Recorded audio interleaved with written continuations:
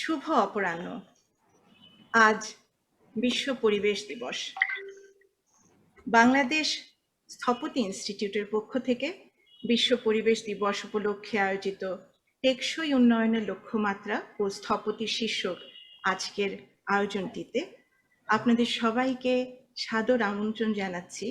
আমি স্থপতি ফারহানা শারমিন ইমু, বাংলাদেশ স্থপতি ইনস্টিটিউটের সাধারণ সম্পাদক। 1972 সালে জাতিসংঘের সাধারণ পরিষদ আজকের দিনটিকে অর্থাৎ 5ই জুনকে বিশ্ব পরিবেশ দিবস হিসেবে ঘোষণা করেছিল। 1974 সাল থেকে প্রতি বছর এই দিনটি বিশ্বজুড়ে ভিন্ন ভিন্ন শহরে ভিন্ন ভিন্ন প্রতিপাদ্য বিষয় নিয়ে পালিত হয়ে আসছে। দিবসটির এ বছরের বিষয়বস্তু বাস্তুতন্ত্র পুনরুদ্ধার। বস্তুত আজকে থেকে জাতিসংঘের বাস্তু পুনরুদ্ধার দশকও শুরু হতে যাচ্ছে। অর্থাৎ এতদিন ধরে আমরা উন্নয়ন কর্মকাণ্ড সহ আমাদের জীবন জীবিকার প্রয়োজনে প্রতিবেশের যে ক্ষতি সাধন করেছি, বিশ্বের সবকটি রাষ্ট্র আগামী এক দশক অর্থাৎ 2021 থেকে 2030 পর্যন্ত বিভিন্ন কর্মকাণ্ডের মাধ্যমে তা পুনরুদ্ধারের চেষ্টা করবে বলে অঙ্গীকার করেছে। বাংলাদেশেও এর ধারাবাহিকতায় দিবসটি পালিত হচ্ছে আজ সারাদিন ব্যাপী। পরিবেশ অধিদপ্তরের প্রাপ্ত তথ্য অনুযায়ী বিশ্ব পরিবেশ দিবসের আমাদের এবারের মূল প্রতিপাদ্য বাস্তুতন্ত্র পুনরুদ্ধার হোক সবার অঙ্গীকার এবং এবারের স্লোগান প্রকৃতি সংরক্ষণ করি, প্রজন্মকে সম্পৃক্ত করি।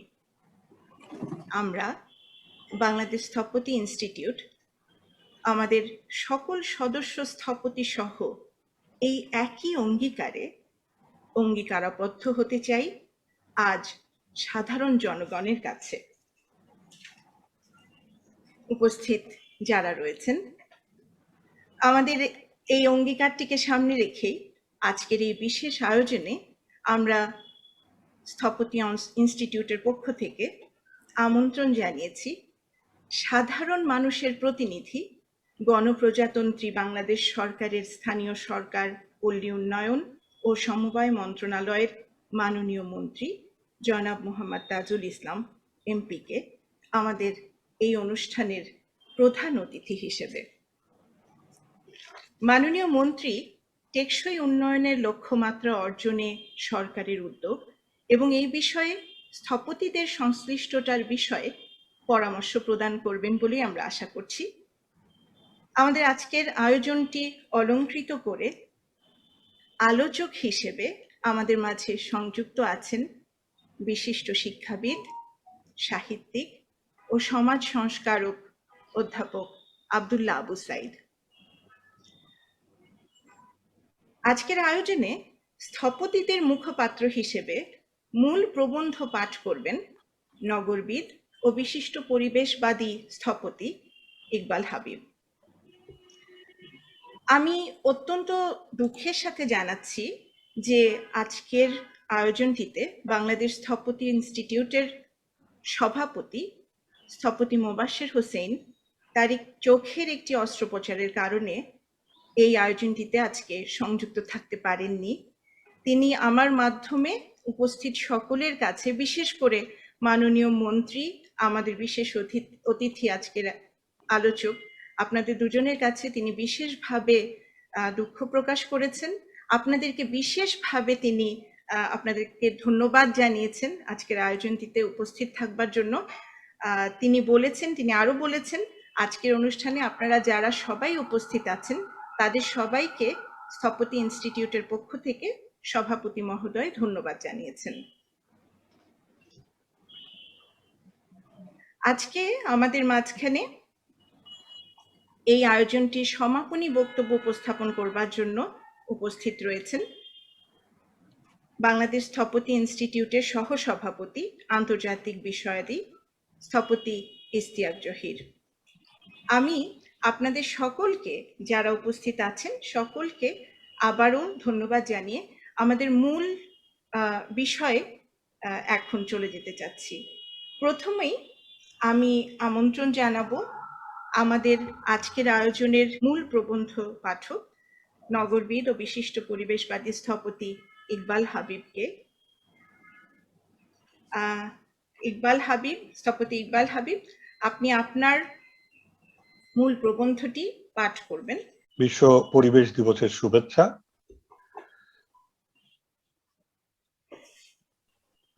আমি পরম করুণাময়ের নাম নিয়ে আজকের এই উপস্থাপনা শুরু করলাম। আসলে এমন একটা সময় দাঁড়িয়ে, যেই সময়ে করোনার কারণে আমরা হয়তো কিছুটা দূরত্বে রয়েছি, কিন্তু টেকনোলজি বা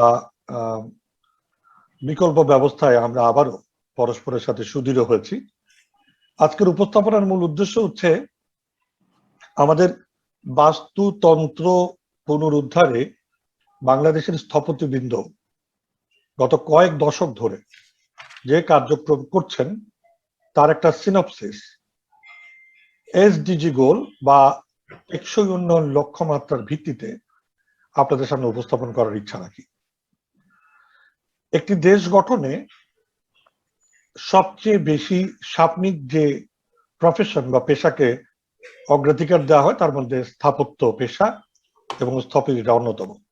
বোধহয় সে কারণেই জাতির জনককেও বাংলাদেশের স্থপতি বলা হয়, এবং সে কারণে আজকের উপস্থাপনার মূল বিষয় থাকবে এসডিজি গোল, কিন্তু তাকে ঘিরে স্থপতিদের কর্মসূচি কর্মকাণ্ড গত কয়েক দশক ধরে কি করছে, কিভাবে ভাবছে, সেটার উপস্থাপনার মধ্যে দিয়ে সামনের দিনে বাংলাদেশের এই লক্ষ্যমাত্রা অর্জনে স্থপতিদের সম্পৃক্ততা, দায়িত্ববোধ এবং সংবেদনশীলতার জায়গাগুলিতে সরকার এবং অন্যান্য সকল মহলের করণীয় সম্পর্কিত আলোচনাটা সূত্রপাত করার চেষ্টা করব।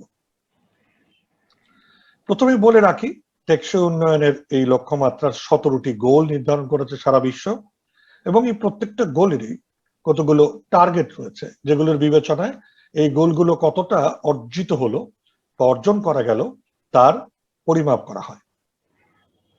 ফলে আমরা যদি সাস্টেনেবল গোলের টার্গেট গুলো দেখি, সেগুলোর প্রত্যেকটার আবার কতগুলো ইন্ডিকেটর রয়েছে, এবং সেই ইন্ডিকেটরের সাপেক্ষে একটা বছরের নির্দিষ্ট সময় এই লক্ষ্যমাত্রা আমরা কতটুকু এগুলাম তার মূল্যায়নের মধ্যে দিয়ে আমাদের নির্দিষ্ট সময়ের মধ্যে এই গোল পৌঁছানোর অঙ্গীকারাবদ্ধ সেই স্বাক্ষর আমরা করেছি এপ্রিল মাসের 13 তারিখ সারা পৃথিবীর অন্যান্য সকল দেশের সাথে মিলে। এখন পর্যন্ত আমাদের যে স্কোর বা আমরা যেখানে আছি সেটার কতগুলো দুটো ড্যাশবোর্ড আপনাদের সাথে আগে শেয়ার করে নিতে চাই।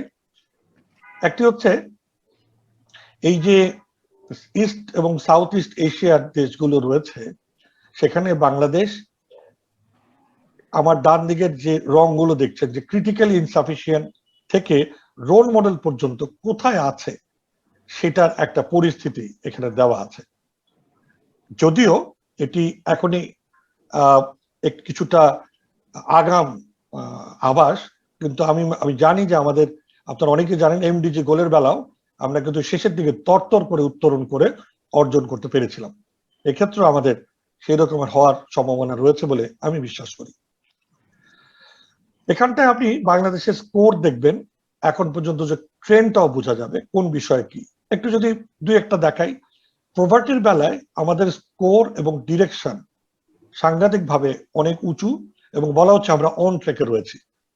খেয়াল করে দেখবেন যে একই রকম ভাবে ক্লাইমেট অ্যাকশনের ক্ষেত্রেও আমাদেরকে বলা হয় আমরা এসডিজির অ্যাচিভমেন্টের গোলের ডিরেকশনকে মেনটেন করতে পারছি।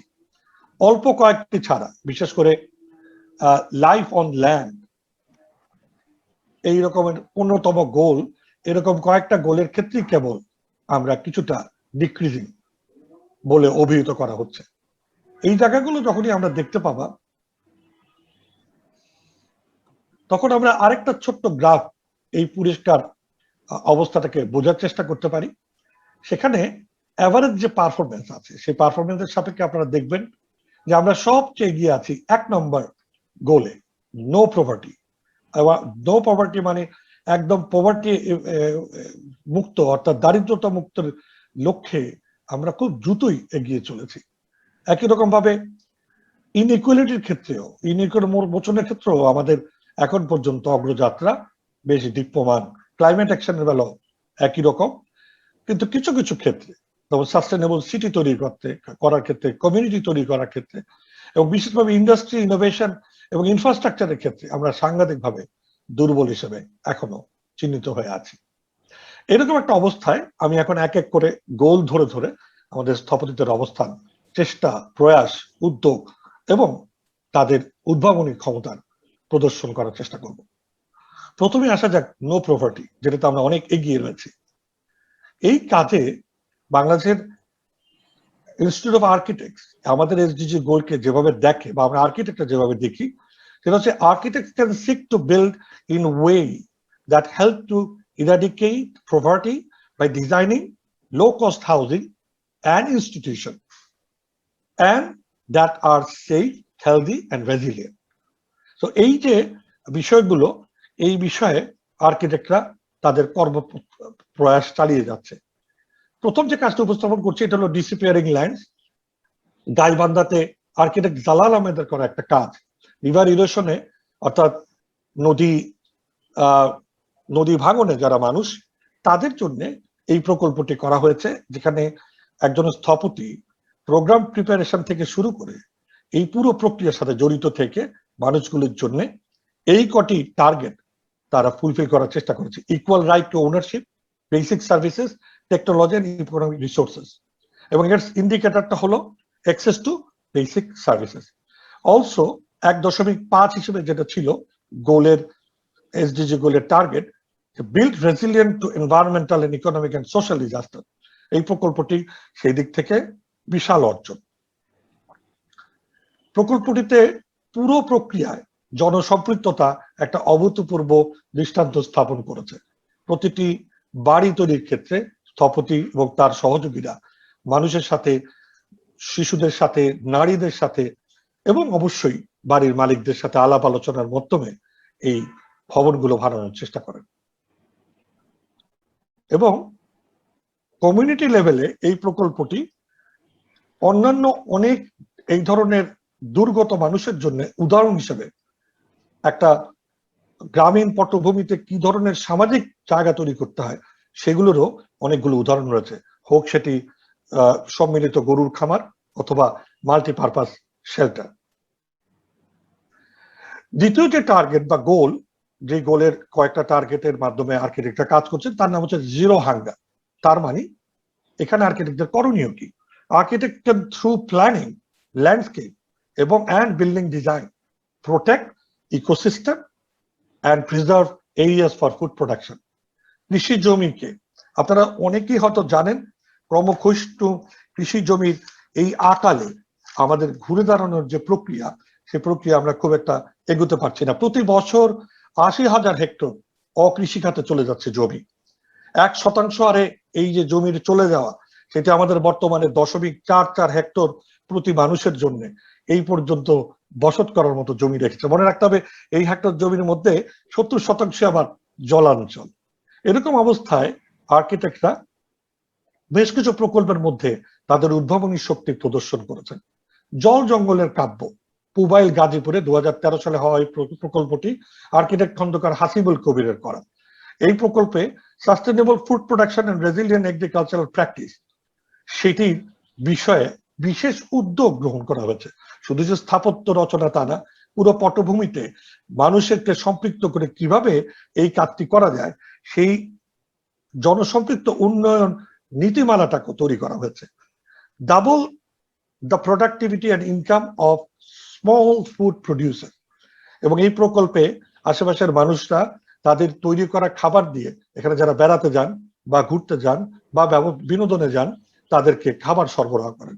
এই পুরো প্রক্রিয়ার মধ্যে দিয়ে আসলে পরস্পর নির্ভরশীলতায় যে সাইনার্জি তৈরি করা যায়, এই প্রকল্প তার একটা অন্যতম উদাহরণে পরিণত হয়েছে। প্রকল্পের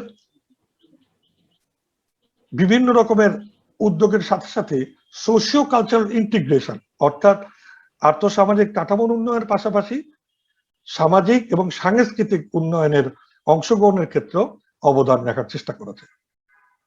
এছাড়াও আরেকটি প্রকল্প dream house disaster resilient floating house শরীয়তপুরে আমাদের হাওর অঞ্চলে, বন্যা অঞ্চলে কি করে ভাসমান উঠোন কেন্দ্রিক একটা বাড়ি তৈরি করা যায়, যে বাড়িতে হাঁসের খামার রয়েছে, যে বাড়িতে গরুর জায়গা রয়েছে, যে বাড়িতে বন্যার সময় শাকসবজি চাষ করার জায়গা থাকবে, সেই রকম একটি বাড়ির প্রকল্প প্রফেসর আইনুন নিশাদের নেতৃত্বে একদল আর্কিটেক্ট এবং প্রকৌশলী মিলে এই কাজটা করেছেন।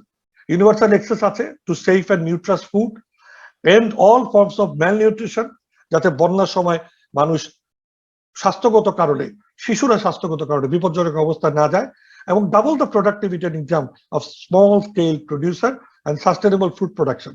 সবকিছু মিলে এই পরীক্ষাটি স্থপতিরা, প্রকৌশলীরা করেছেন। এর মধ্যে দিয়ে আসলে দুর্গত মানুষের জন্য বিভিন্ন রকমের প্রক্রিয়ার উদ্ভাবনী ক্ষেত্রে আর্কিটেক্টদের অবদানের উদাহরণ হিসেবে এগুলো এখন সমাদৃত হচ্ছে। এই প্রকল্পে যেমনি করে রয়েছে সোলার এনার্জি এবং বায়োগ্যাস প্ল্যান্ট, একই রকম একটা নিজস্ব মাছ চাষ, rain water harvesting, poultry farm, এমনকি নিজের ভেজিটেবলও বন্যাকালীন সময়ে তারা তৈরি করতে পারে। একটা সেলফ সাস্টেনেবল মডেল এখানে তৈরি করা হয়েছে। এবার আসা যাক তারপরের যে লক্ষ্য, গুড হেলথ অ্যান্ড ওয়েলবিং।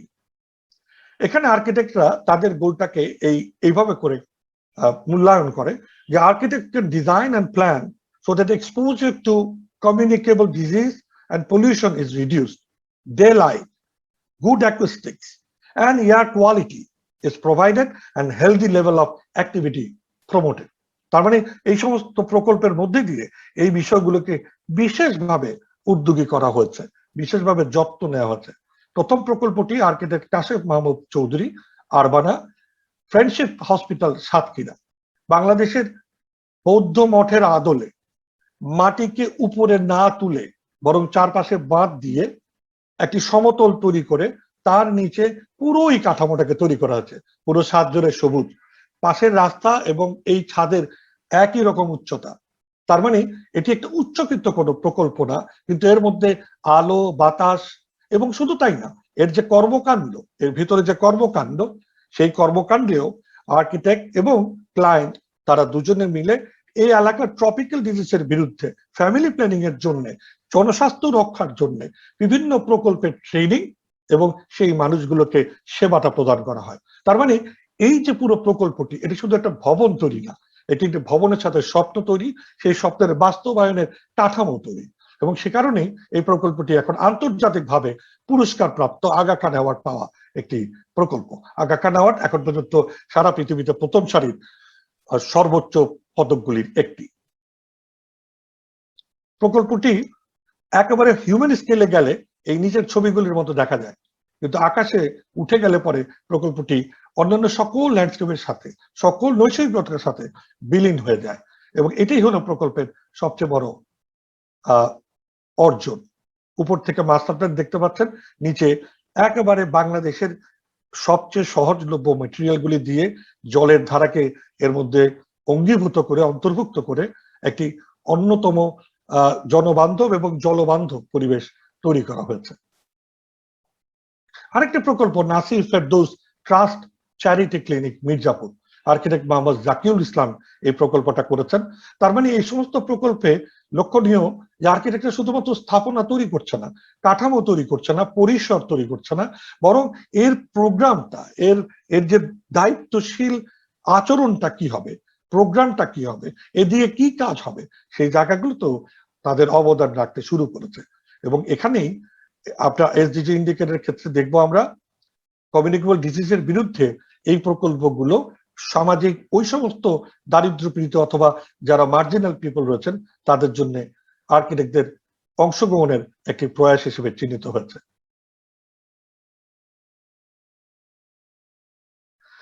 এরপর আসা যাক শিক্ষায়।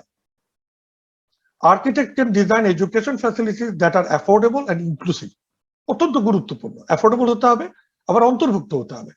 আমি আন্তর্জাতিকভাবে স্বীকৃত হয়েছে এই এখন যে প্রয়োজনগুলো দেখাবো সেগুলো, যদিও বাংলাদেশে অনেকে হয়তো জানে না, স্থপতিরা এই বিষয়ে অগ্রণী ভূমিকা পালন করেছে, শুধু বাংলাদেশের জন্য না, সারা বিশ্বের রোল মডেলে পরিণত হয়েছেন। এই প্রকল্পটি এবছর আগা খান অ্যাওয়ার্ড পেয়েছে, সমস্ত বিশ্বে প্রকল্পটি আদৃত হয়েছে। আর্কেডিয়া এডুকেশন প্রজেক্ট, আলিপুরা কেরানীগঞ্জে আর্কিটেক্ট সাইফুল হক স্থপতি এই প্রকল্পটা করেছেন। অর্থাৎ জলাভূমিতে নিমগ্ন একটি জমিতে তার মালিক একটি স্কুল করার চেষ্টা যখন করলেন, তখন এটাকে ভরাট করা, জলের ভূমির প্রকৃতি, তার ভূমির বিন্যাস কোনো কিছু পরিবর্তন না করে ভাসমান একটা স্ট্রাকচারের মধ্যে এই স্কুলটিকে তৈরি করা হয়। এর ফলে যেমনি করে অ্যাফোর্ডেবল হয়েছে, অর্থাৎ দরিদ্র মানুষের জন্য উচ্চকিত হয়নি, খরচও বাড়েনি, আবার যে কোনো শ্রেণী পেশার মানুষের জন্য পরিবেশ বান্ধব, পরিসর বান্ধব এবং জীববৈচিত্র্য বান্ধব একটি কাঠামোরও উদাহরণ তৈরি করেছে, যাতে করে মানুষ এই কাঠামোর উপর ভিত্তি করে তার জীবন আচরণে যখন কাঠামো তৈরি হবে, সেখানে সেটা অ্যাডাপ্টেবিলিটিতে তারা কাজে লাগাতে পারে। প্রকল্পটি হিউম্যান স্কেলে এইরকম। এটা সম্বন্ধে একটা কমেন্টস আর্কিটেক্ট নিজে বলছেন, the final design is a modular amphibious structure, অর্থাৎ জলের স্থলে থাকা structure, anchored to the site that can remain operational during both dry and wet season. It is built mainly out of local bamboo, using different varieties according to their use. আর তার মানে বাঁশের ব্যবহারও পরিবর্তিত হয়েছে প্রয়োজন অনুযায়ী, বিভিন্ন রকম বাঁশকে ব্যবহার করা হচ্ছে, এবং এ কারণেই এর ডাইভার্স, এর রিসাইকেল এবং এর যে এই উদ্ভাবনী মানসিকতা, এটা অনেককেই, সারা বিশ্বের অনেককে অনুপ্রাণিত করছে। আরেকটি প্রকল্প সারা পৃথিবীতে আলোড়ন সৃষ্টি করেছে, এটিও এর আর্কিটেক্ট পৃথিবীর অন্যতম সেরা পুরস্কার পেয়েছেন, আগা খান অ্যাওয়ার্ডের জন্য নমিনেটেড হয়েছেন। মেটি হ্যান্ডমেড স্কুল, পুরো স্কুলটা হাতে তৈরি, কাদামাটি দিয়ে বানানো, তার সাথে খড়কে মিশিয়ে কিভাবে শক্তিশালী করা যায়, কিভাবে তার সাথে বাঁশকে ব্যবহার করা যায়, ওই অঞ্চলের মানুষের অনেক দিনের যে অভিজ্ঞান সেটাকে কিভাবে কাজে লাগানো যায়, সবকিছু এই প্রকল্পে দক্ষতার সঙ্গে ব্যবহার করা হয়েছে। ফলে এটি ওই এলাকার সাধারণ ছাত্রছাত্রীদের জন্য শুধুমাত্র আনন্দের জায়গা নয়, শুধুমাত্র একটা সহজাত সহজিয়া জায়গা নয়, বরং অনুপ্রেরণার জায়গা, কি করে মাটির সাথে মেশে একটা আধুনিক স্থাপত্যের রূপায়ণ করা সম্ভব। প্রকল্পটি সারা পৃথিবীতে আদৃত এর অভিনবত্বে এবং অনেক বেশি শিশু বান্ধব পরিসর তৈরি করার ক্ষেত্রে। এই প্রকল্পটা যখন করা হয়, অ্যানাহারিং এর ওই এলাকা মানুষ অ্যানিয়াপা বলে ডাকতো। অস্ট্রিয়ান একটি মেয়ে তার ভলেন্টারি সার্ভিস করতে এসে পরবর্তীতে আর্কিটেকচার পড়াশোনা করার সময় পুরো সময়টায় এই মানুষের সাথে মিশে এই কাজটা বাংলাদেশের এই ভূমিতে করে গেছেন। আরেকটি কাজ একই রকমের অনুপ্রাণিত হয়ে করা, এটা বিদ্যা ভবন, এটা পূর্ব ধলা নেত্রকোনায় আর্কিটেক্ট নাইম আহমেদ কিবরিয়া তার বন্ধুকে সাহায্য করতে গিয়ে তারা কতগুলো শিশুর পাঠ করানোর জায়গা, পড়াশোনা করানোর জায়গায় কয়েকটা ছোট ছোট কাঠামো তৈরি করে দেওয়া, ঠিক ক্ষেতের মধ্যে, ক্ষেতের সাথে বিলীন যেভাবে মাচা থাকে সেইভাবে, এবং এর ফলে ওই শিশুরা অসম্ভব শুধুমাত্র পড়াশোনা না, তাদের সাংস্কৃতিক কর্মকাণ্ড। আর্কিটেক্ট বলছে, আমি একটু পড়েই শোনাই, আর্কিটেক্ট বলছে, all material used were local and parents of the students were engaged in the construction. তার মানে এই বাচ্চাগুলোর বাবা মারাও এই কাজটার সাথে যুক্ত হয়েছেন, একসাথে কাজ করেছেন। এবং এই যে প্রক্রিয়া, আমরা বারবার বলি, জনসম্পৃক্ত প্রক্রিয়ার মধ্যে দিয়ে কিন্তু শুধুমাত্র কাঠামো গঠন হয় না, জ্ঞানের সম্প্রসারণ হয়, পুনর্ভাব হয় এবং নতুন উদ্ভাবনীগুলো সারা বাংলাদেশে ছড়িয়ে দিতে থাকে।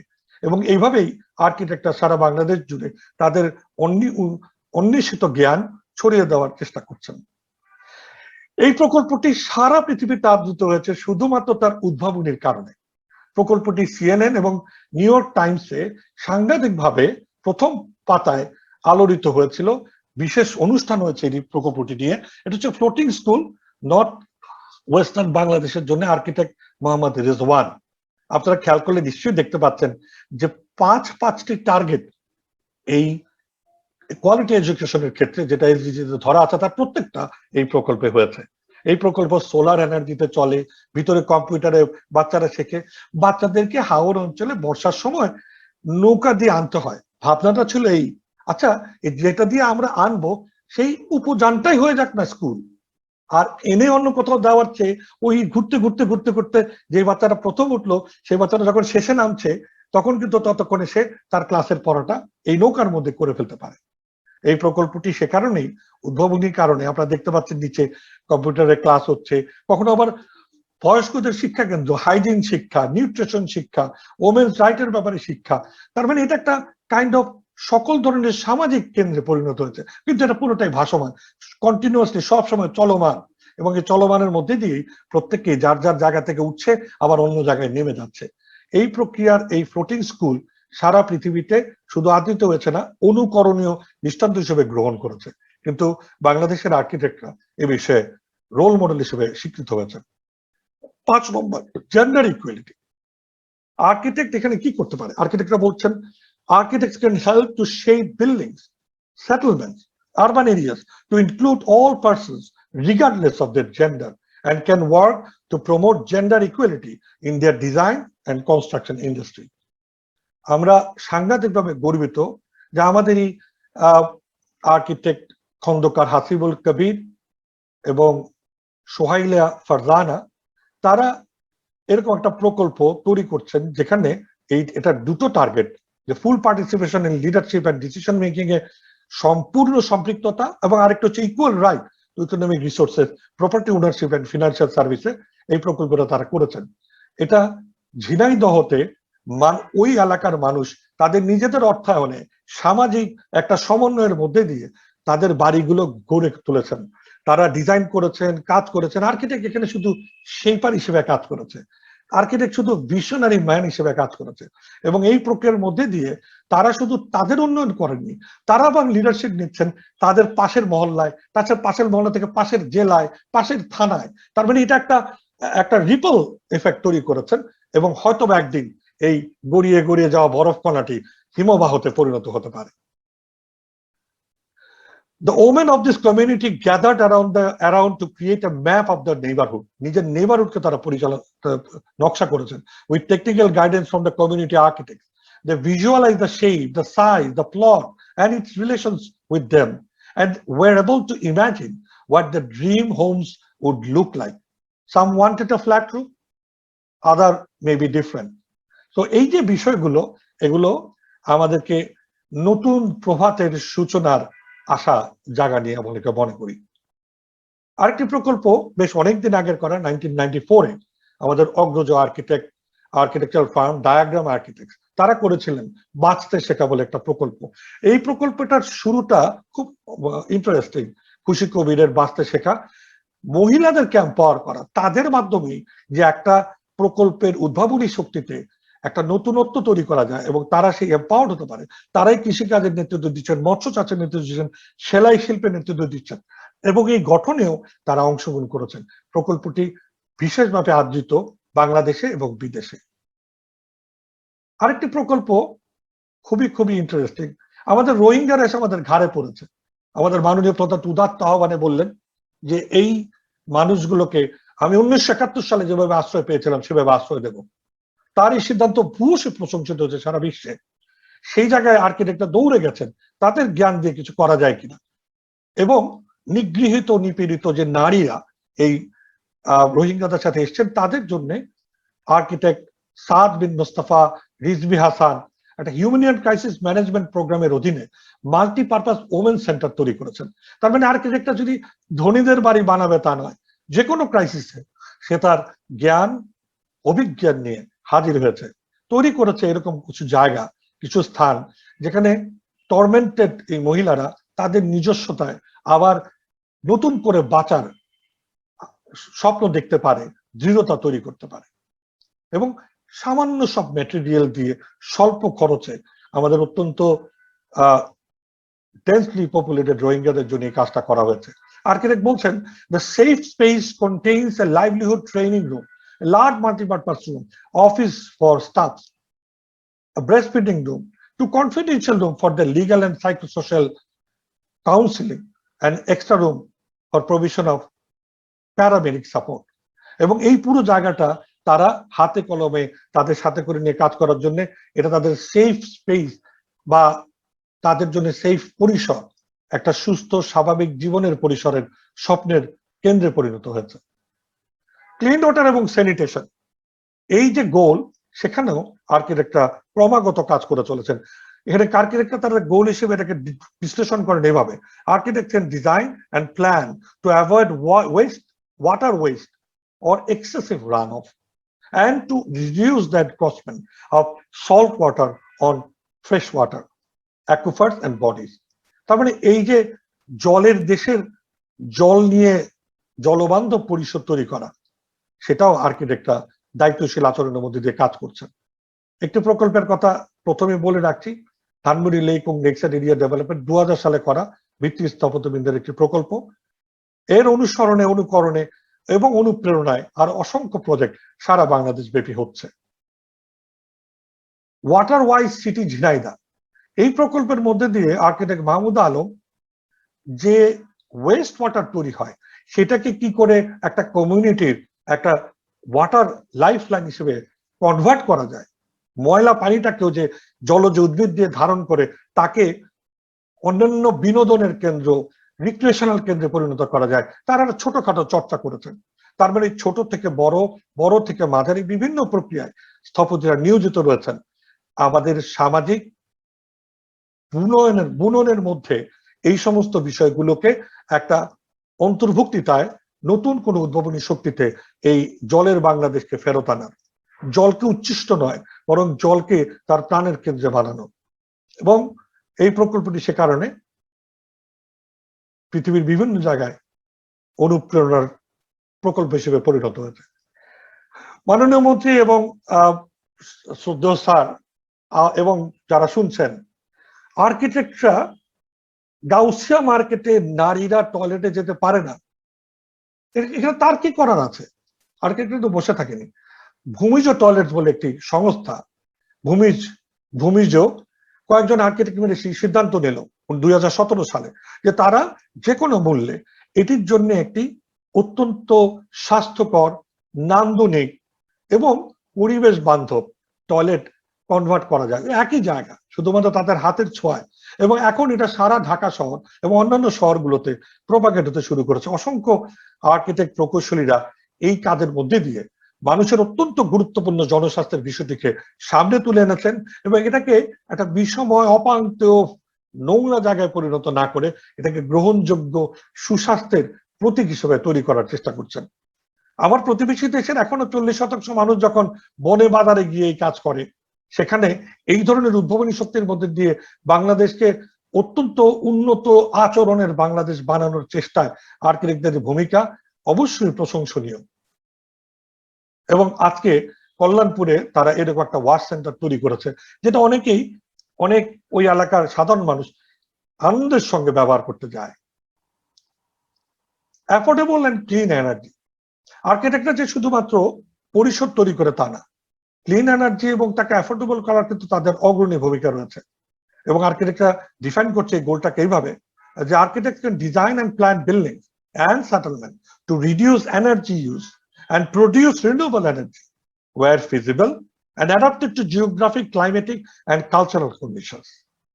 এক্ষেত্রে আমরা অবাক হয়ে যাব যখন জানবো সারা বিশ্বের কম্পিটিটিভ দেশগুলো, ভিয়েতনাম, চায়না, লাওস, ইন্ডিয়া, সবার আগে বাংলাদেশের আর্কিটেক্টরা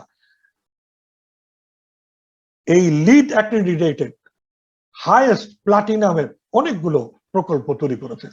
তারই একটা প্রকল্প architect Rahat Mahmud Chowdhury vintage denim studio limited, Ishwardi. প্রকল্পটি পৃথিবীর প্রথম দিককার লিড অ্যাক্রিডেটেড গ্রিন বিল্ডিং কাউন্সিলের V3 প্লাটিনাম V3 অ্যাওয়ার্ডে অভিষিক্ত হয়েছে। এবং এটার অনুসরণে, অনুপ্রেরণায় আরো অসংখ্য প্রকল্প এইরকম গ্রিন প্রকল্প হিসেবে সারা পৃথিবীতে আমাদের এই গার্মেন্ট শিল্পকে, এই সূচি শিল্পকে সম্মানের জায়গায় নিয়ে গেছে। Decent work and economic growth, আর্কিটেক্টরা এই বিষয়ে ক্রমাগতভাবে তাদের পরীক্ষা নিরীক্ষা চেষ্টা তাদের অভিজ্ঞান দিয়ে করে চলেছেন। তারই একটা প্রকল্প যেটা আগা খান অ্যাওয়ার্ডের জন্য নমিনেটেড হয়েছিল, সেটা আপনাদেরকে আমরা দেখাবো। আর কিন্তু তার আগে এটাকে গোল হিসেবে কিভাবে দেখছে, তারা বলছে architect can specify buildings material producer and in safe and clean environment and work to ensure secure condition on building site and in demolition process. একটা ছোট্ট প্রকল্প যে একটা লুম, অ্যাম্বার ডেনিম লুম শেড, একটা লুম শেড একজন স্থপতি বা স্থপতি বৃন্দ, আর্কিটেক্ট, আর্থ গ্রাউন্ডের আর্কিটেক্টরা তারা এটাকে এমন ভাবে ট্রান্সফর্ম করেছেন যে সারা পৃথিবীতে অনেক জায়গায় এটি এখন পঠিত, গ্রন্থিত এবং আদৃত। তার অন্যতম কারণ এটি খুব স্বাভাবিকভাবেই কি করে ইয়ুথ এমপ্লয়মেন্ট এডুকেশন ট্রেনিং করা যায়, কি করে লেবার রাইট প্রমোট করে সেফ ওয়ার্কিং এনভায়রনমেন্ট করা যায়, সেটার ব্যাপারে যেন একটা অসাধারণ উদাহরণে পরিণত হয়েছে। প্রকল্পটির ভেতরে এবং বাহিরে পারস্পরিক সামঞ্জস্যতায় এটি যেন একটা অপরূপ বাংলাদেশের বট গাছের তলায় বসে কাজ করার মতো পরিবেশ সৃষ্টি করেছে এবং ভিতরের সমস্ত স্ট্যান্ডার্ড কমপ্লায়েন্সেস সেগুলোকে বজায় রেখে চারপাশে আবার জলের ধারায় এটাকে একটা অদ্ভুত সুন্দর টেম্পারেচারকেও এখানে এনশিওর করার চেষ্টা করা হচ্ছে। এরপরে যে 9 নম্বর গোল, ইন্ডাস্ট্রি, ইনোভেশন অ্যান্ড ইনফ্রাস্ট্রাকচার, এক্ষেত্রেও আর্কিটেক্টরা তাদের গোলকে ট্রান্সফর্ম করেন যে to use services, products and systems that pollute less, use less energy, produce less waste, and provide solutions that are safe, healthy, and less costly. তার মানে ওই যে এসডিজি গোলের ইকোনমি, এনভায়রনমেন্ট এবং ইকুইটি, সেখানে ইকোনমির ব্যাপারেও আর্কিটেক্টের তার দক্ষতা, অভিজ্ঞানের মূল্যায়নের মধ্যে দিয়ে তিনি অগ্রণী ভূমিকা পালনের চেষ্টা করেছেন। একটি প্রকল্প আমি মনে করি সবারই দেখা উচিত, আপামর জনগোষ্ঠীর, কারো পণ্য ফ্যাক্টরি রংপুর 2000 সালে করা প্রকল্পটি, বাইজিৎ এবং খন্দকার। আমরা বাইরে থেকে যদি দেখে বলি এটা আসলে কি, এটা আসলে শতরঞ্জি তৈরি করার একটি কারখানা। পৃথিবীতে যারা বাংলাদেশকে আলাদাভাবে পরিচিত করেছে তার অন্যতম হচ্ছে শতরঞ্জি, আমাদের একেবারে নিজস্ব একটা টেক্সটাইল প্রোডাক্ট। তার যে কারখানা, এর জলবায়ু বৈশ্বিক উষ্ণতার বিপরীতে দাঁড়িয়ে এই প্রকল্পটি একটা সাস্টেনেবল, রেজিলিয়েন্ট, ইনক্লুসিভ ইনফ্রাস্ট্রাকচার তৈরি করেছে। এর আলো, বাতাস, এর সমস্ত কিছু প্রকৃতি দত্ত, সূর্য, বৃষ্টি এবং জলের ধারাকে ব্যবহার করে। কোনো আর্টিফিশিয়াল এয়ার কন্ডিশনিং সিস্টেম এই ফ্যাক্টরিতে নাই, কিন্তু এখানে প্রত্যেকটি মানুষ সামাজিক বন্ধনে, যথাযথ জনস্বাস্থ্য সুরক্ষায় এবং কার্যত একটা অসাধারণ অ্যাম্বিয়েন্স বা পরিসরের মধ্যে কাজ করার অনুপ্রেরণা প্রতিনিয়ত পাচ্ছে। এটি এখন রংপুর এলাকা একটা দর্শনীয় স্থানীয় পরিণত হয়েছে। ভেতরের ছবি যদি দেখেন, জলের ধারা দক্ষিণে রেখে সেই ধারার উপর দিয়ে যখন বাতাস বয়ে যায়, সেই বাতাসের ঠান্ডায়, ঝিরিঝিরি ঠান্ডায় প্রতিটা মানুষ যারা কাজ করেন এবং অপরাহ্নে যখন দুপুরবেলায় মধ্যাহ্ন ভোজের জন্য ছাদের উপরে এরকম ছাউনি থাকে, তখন ডেফিনেটলি বলতেই হয় যে স্থপতিরা তার কাজের পরিধিকে প্রতিটা স্তরে স্তরে বিলিয়ে দেওয়ার জন্য বাংলাদেশে অন্তত অগ্রণী ভূমিকা পালন করতে পারে এবং করে চলেছে। রিডিউস ইনইকুয়ালিটি, এই বিভক্তিতা, এই অন্তর্ভুক্তিতাহীন সমাজে শুধু রাজনীতিবিদ না, তাদের পাশাপাশি স্থপতিরাও পেশাজীবী হিসেবে অনেক কাজ করে চলেছেন। Architect can promote design and planning approach that are socially responsible, inclusive, and accommodate the needs of all people. সকলের জন্য, সকলকে নিয়ে, সকল বান্ধব একটা স্থাপত্য রচনা। একমাত্রা জিবিবিএল একাডেমি হালুয়াঘাটে মূলত ভিত্তি স্থপতিবৃন্দ নিয়ে একটা প্রকল্প। এটি পথচারী, পথ শিশু যারা আছেন তাদেরকে জাপানি একটি ছেলে এবং বাংলাদেশে তার বন্ধুরা মিলে এই মানুষগুলোকে, যাদেরকে বিশেষ করে নারী শিশুদেরকে আবার ফেরত নিয়ে যাওয়া হয়, তাদেরকে নিয়ে চলে গেল সেই হালুয়াঘাটে।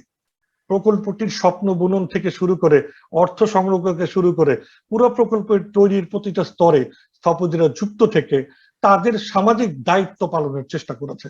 তার মানে স্থাপত্য কর্মের মধ্যে সামাজিক দায়িত্বের মধ্যে দিয়ে সমাজের ইনইকুয়ালিটি দূর করার দায়িত্ব যে আর্কিটেক্টরা নিতে পারেন, এই প্রকল্পটি তার উদাহরণ হতে পারে। প্রকল্পটি এখন সকলের শিশুদের জন্য একটা শিশুতোষ অঞ্চলে পরিণত হয়েছে।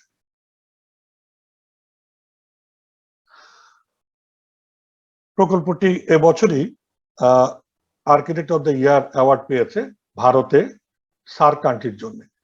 উৎস ভিলেজ গাজীপুর আরেকটি প্রকল্প আর্কিটেক্ট জে এ আর্কিটেকচার। এই প্রকল্পটিও এতিম শিশু অনাথ শিশুদের জন্য আর্কিটেক্ট তার মনের সমস্ত উচ্ছ্বাস দিয়ে এমন পরিসর তৈরি করেছেন যাতে করে এই পথ শিশু, নিগৃহীত শিশু অথবা এতিম শিশুরা এখানে নির্বিঘ্নে যে কোনো অন্য শিশুদের মতো একই পরিবেশে প্রতিবেশে বড় হতে পারে।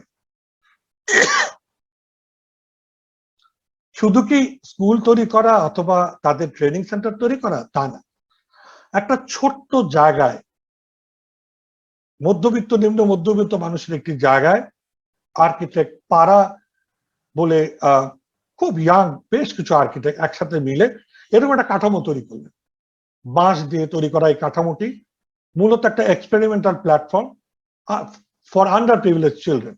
বসিলাতে করা এই প্রকল্পটি এবারই একটা আন্তর্জাতিক স্বীকৃতি পেল, এবং এই আন্তর্জাতিক স্বীকৃতির জন্য কিন্তু কাজটা করা না, কাজটা বরং একটা সামাজিক উদ্যোগ হিসেবে এই কাজটাকে আমাদের আর্কিটেক্টরা গ্রহণ করেছেন তাদের দায়িত্ব হিসেবে।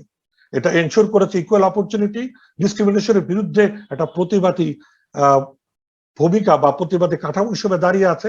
এবং এর মধ্যে দিয়ে সারা নগর জুড়ে যে আসলে প্লেস মেকিং বা ছোট ছোট জায়গা তৈরি করা যায় শিশুদের জন্য, আমার খেলার মাঠ নাই বলে চিৎকার করে লাভ নেই, আমরা এরকম জায়গা তৈরি করে এখনো কিন্তু বাচ্চাদের শিশুদের অন্তত মোবাইল ফোন আর ড্রাগের বিপরীতে আন্দোলন গড়ে তুলতে পারি, এই কাজটা তার জন্য একটা অগ্রণী কাজ হিসেবে পরিগণিত হতে পারে।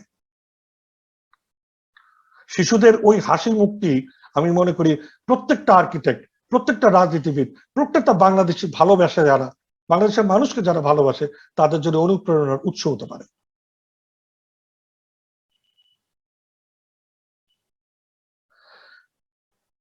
সবচেয়ে গুরুত্বপূর্ণ বোধ করি 11 নম্বর, sustainable সিটিজ and communities.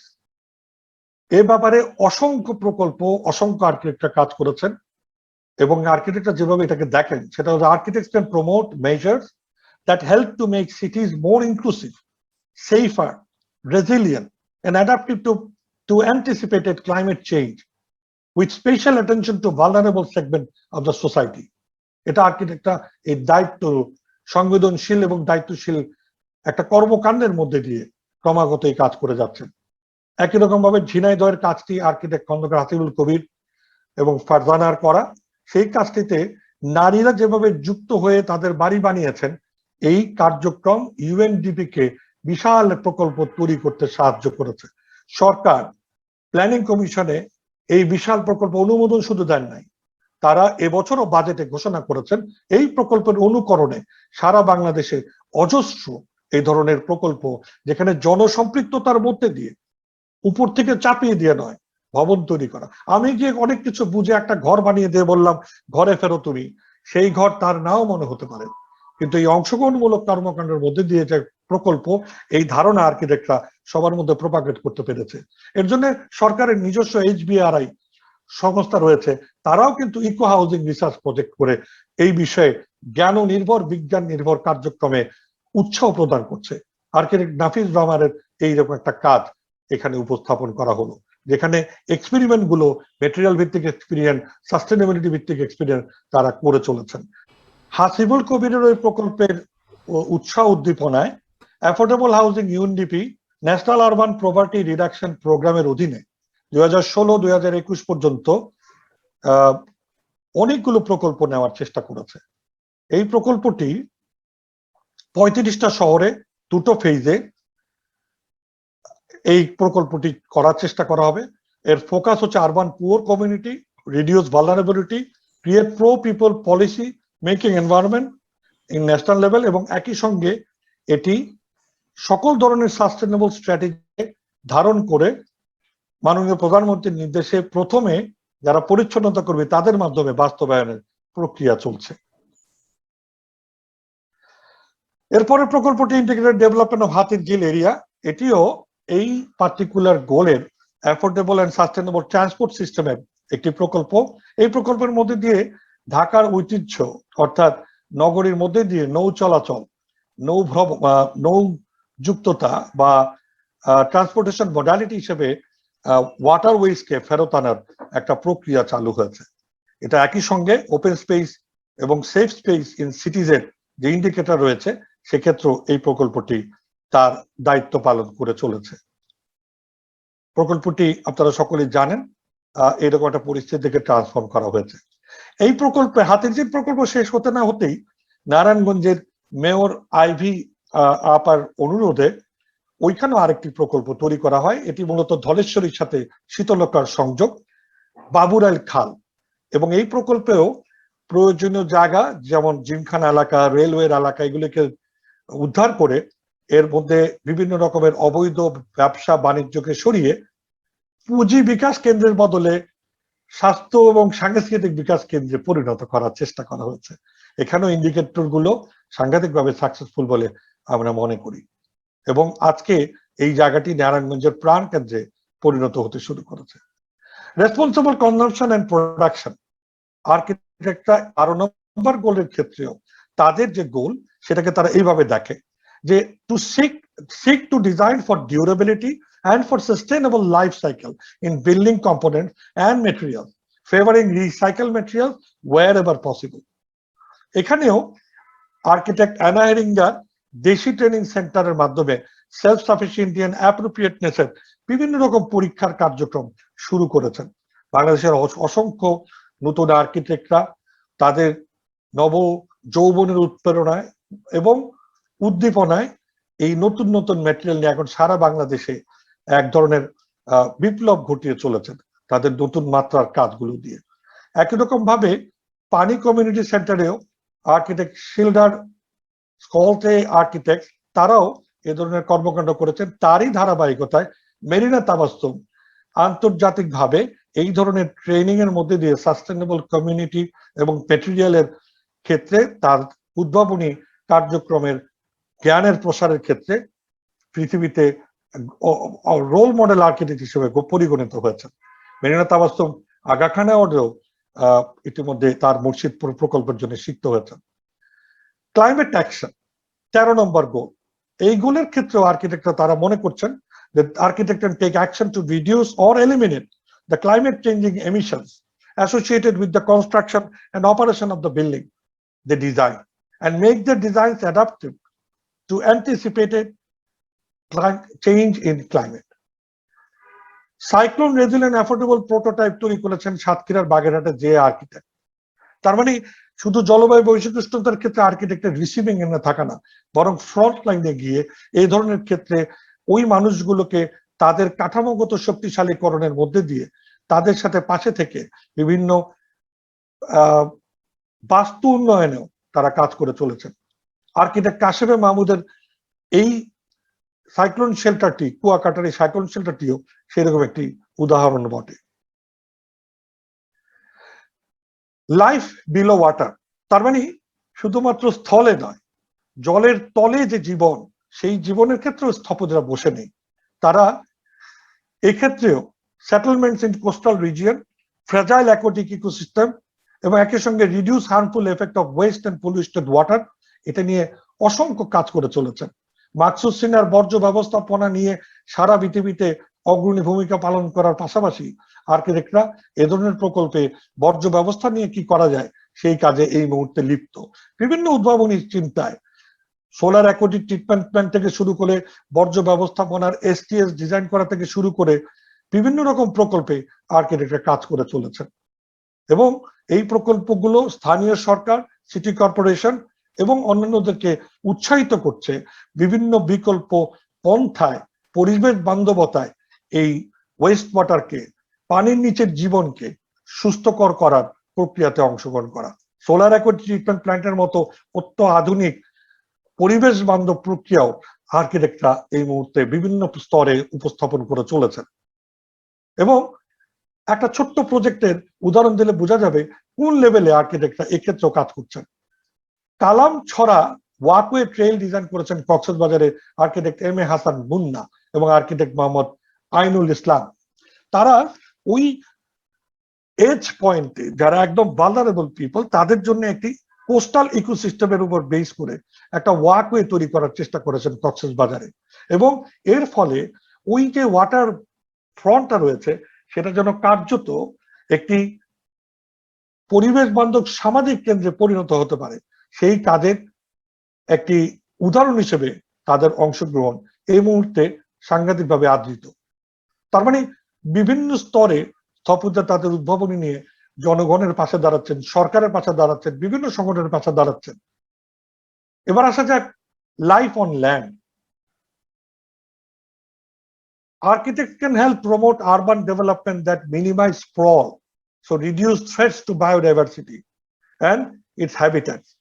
They can also design buildings and settlements that integrate landscapes, provide habitat, and connect with larger ecosystem. খুব গুরুত্বপূর্ণ এই কাজটি আজকে যখন আমরা সত্যিকার অর্থে বাস্তুতন্ত্র পুনরুদ্ধারের অঙ্গীকার করছি, এবং এই দশককে বলা হচ্ছে বাস্তুতন্ত্র উন্নয়নের দশক, তখন গুরুত্বপূর্ণ ভূমিকা পালন করে চলেছেন আর্কিটেক্টরা। তাদের কাজের মধ্যে দিয়ে কনজার্ভ করছেন, রেস্টোর করছেন ফ্রেশ ওয়াটার ইকোসিস্টেমকে।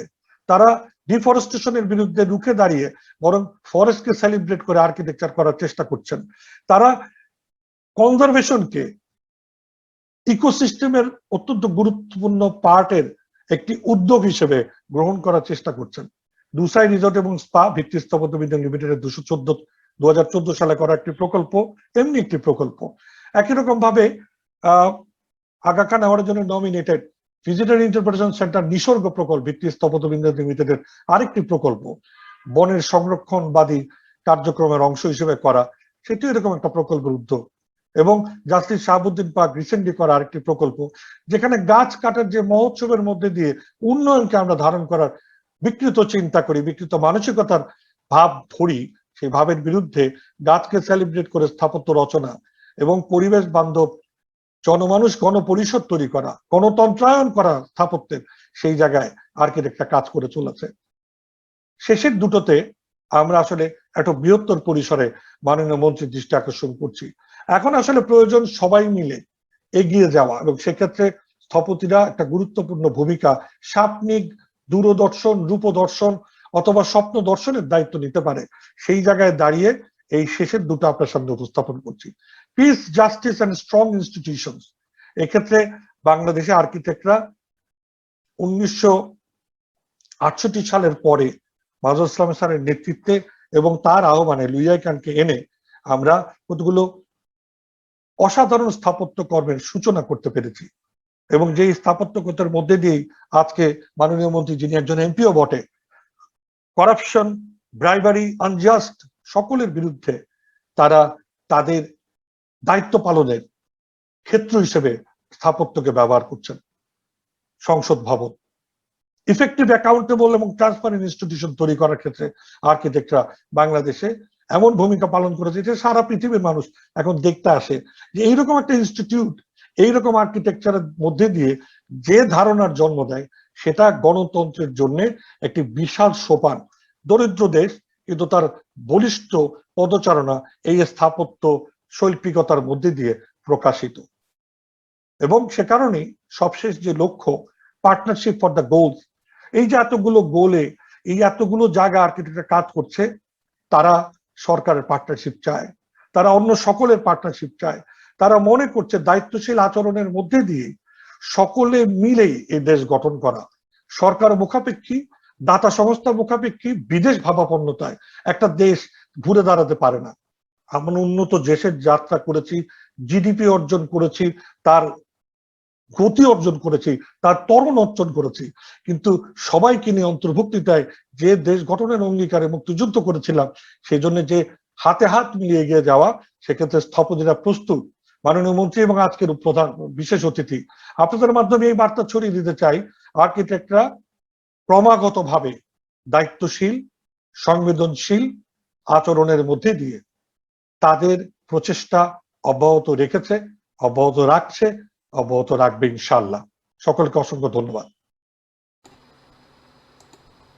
অসুস্থ শরীর নিয়েও আপনি আমাদের মাঝখানে এসেছেন আমাদেরকে আলোকিত করবার জন্য। অধ্যাপক আব্দুল্লাহ আবু সাঈদকে তার মূল্যবান বক্তব্য উপস্থাপনার জন্য অনুরোধ জানাচ্ছি। আর্কিটেক্টদের আমাদের দেশের যে ভূমিকা, এটা যথেষ্ট ভাবে নন্দিত একটা ভূমিকা। সবাই আমাদের আর্কিটেক্টদের যে উদ্ভাবনী প্রতিভা, তাদের সৃজনশীলতা, এগুলোতে আস্থাশীল।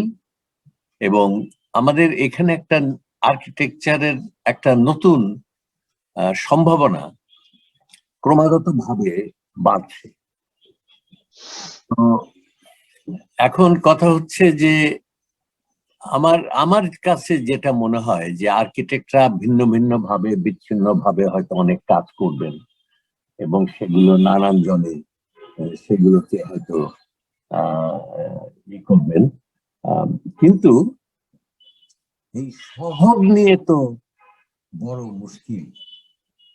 ঢাকা শহর ধীরে ধীরে, ঢাকা শুধু না, ঢাকা, তারপরে চট্টগ্রাম, তারপরে অন্যান্য জেলা শহর, উপজেলা শহর, এগুলো আস্তে আস্তে যে পথে এগোচ্ছে, এটা হতে থাকলে এক সময় আমি বলেছিলাম যে ঢাকা হচ্ছে সুরম্য অট্টালিকা বিশিষ্ট একটি বস্তি। আস্তে আস্তে ঢাকা মতো সারা বাংলাদেশ অসংখ্য এই জাতীয় বস্তিতে পরিণত হয়ে যেতে পারে।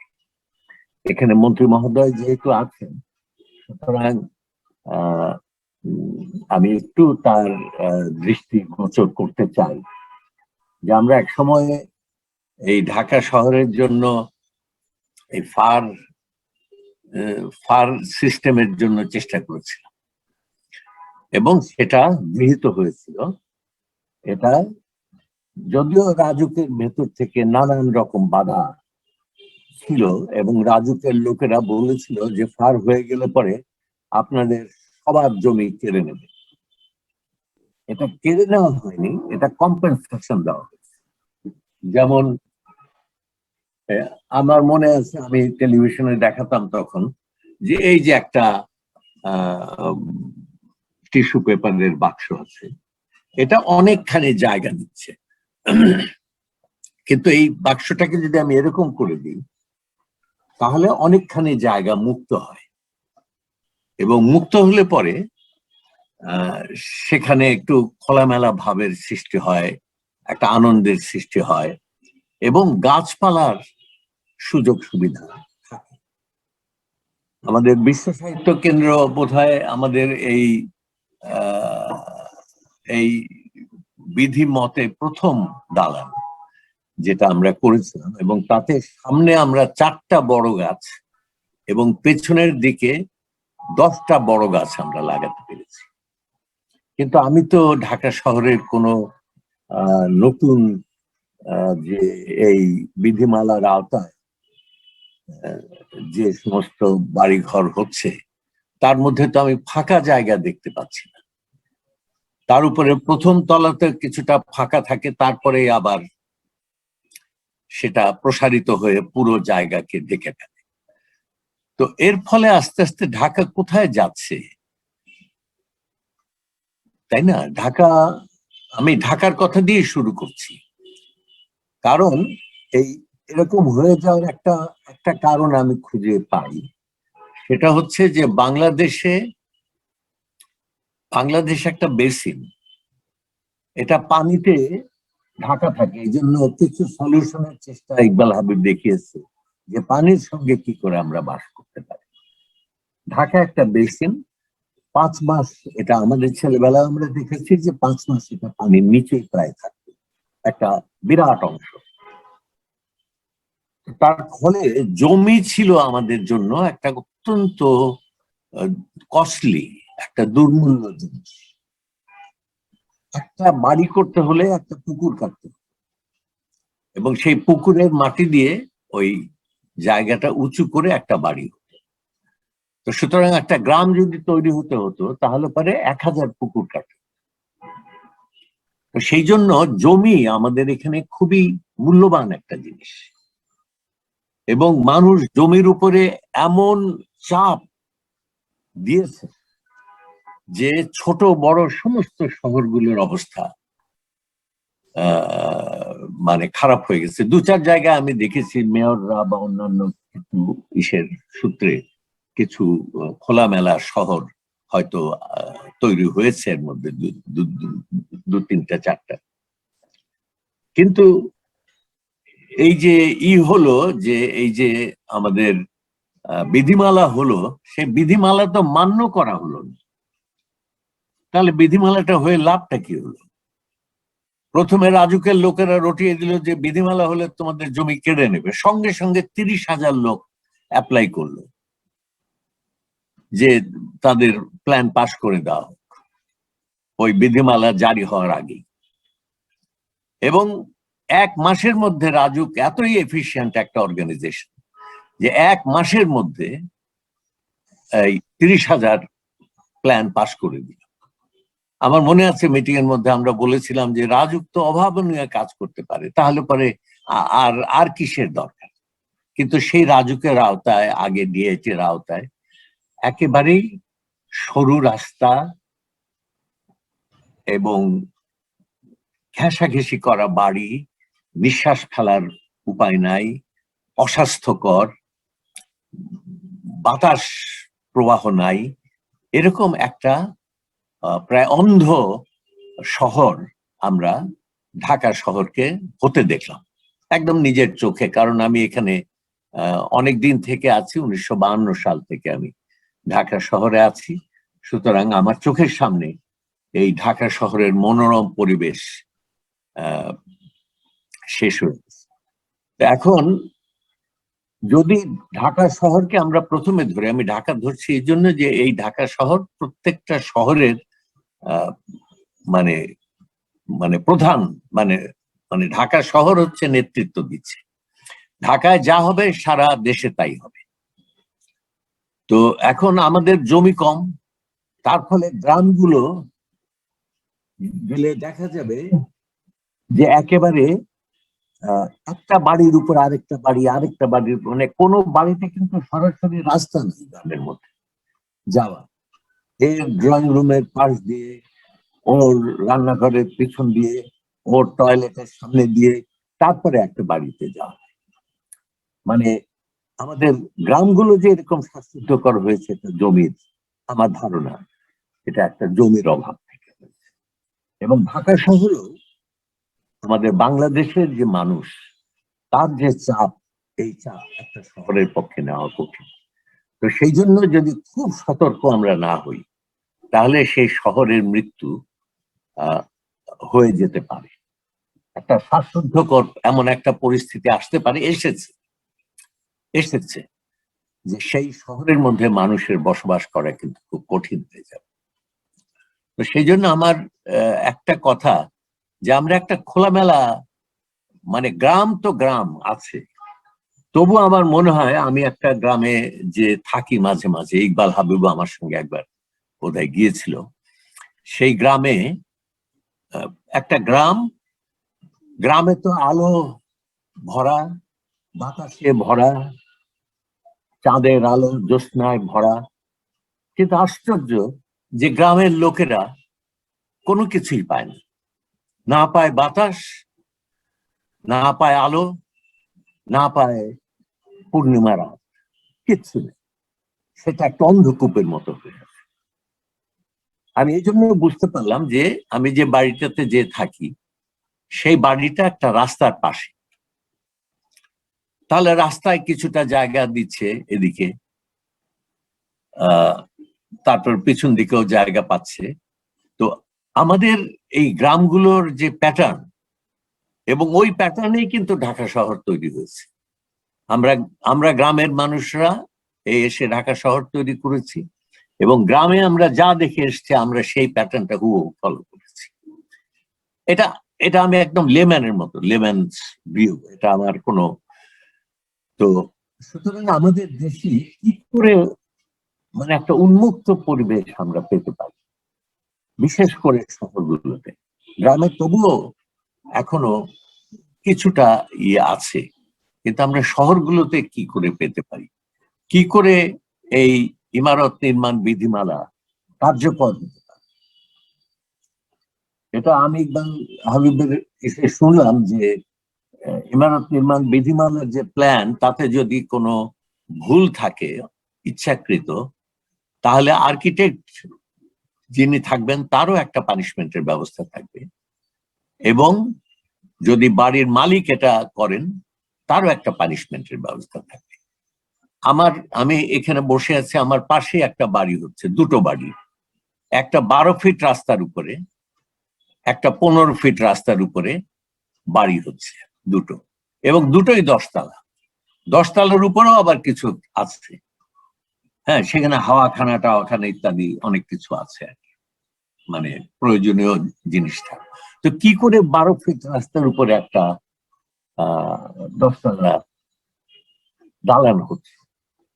তো এইটাতে মানে মন্ত্রী মহোদয় এই এই ব্যাপারটা একটু দেখতে পারেন কিনা, যে এটা যদিও অন্য মিনিস্ট্রি কেমন, কিন্তু তবুও আপনি যেহেতু সারা বাংলাদেশের লোকাল গভর্নমেন্টকে করছেন, তো সেটা আপনার আপনার উদ্যোগ এ ব্যাপারে খুবই কার্যকর হতে পারে বলে আমি মনে করি।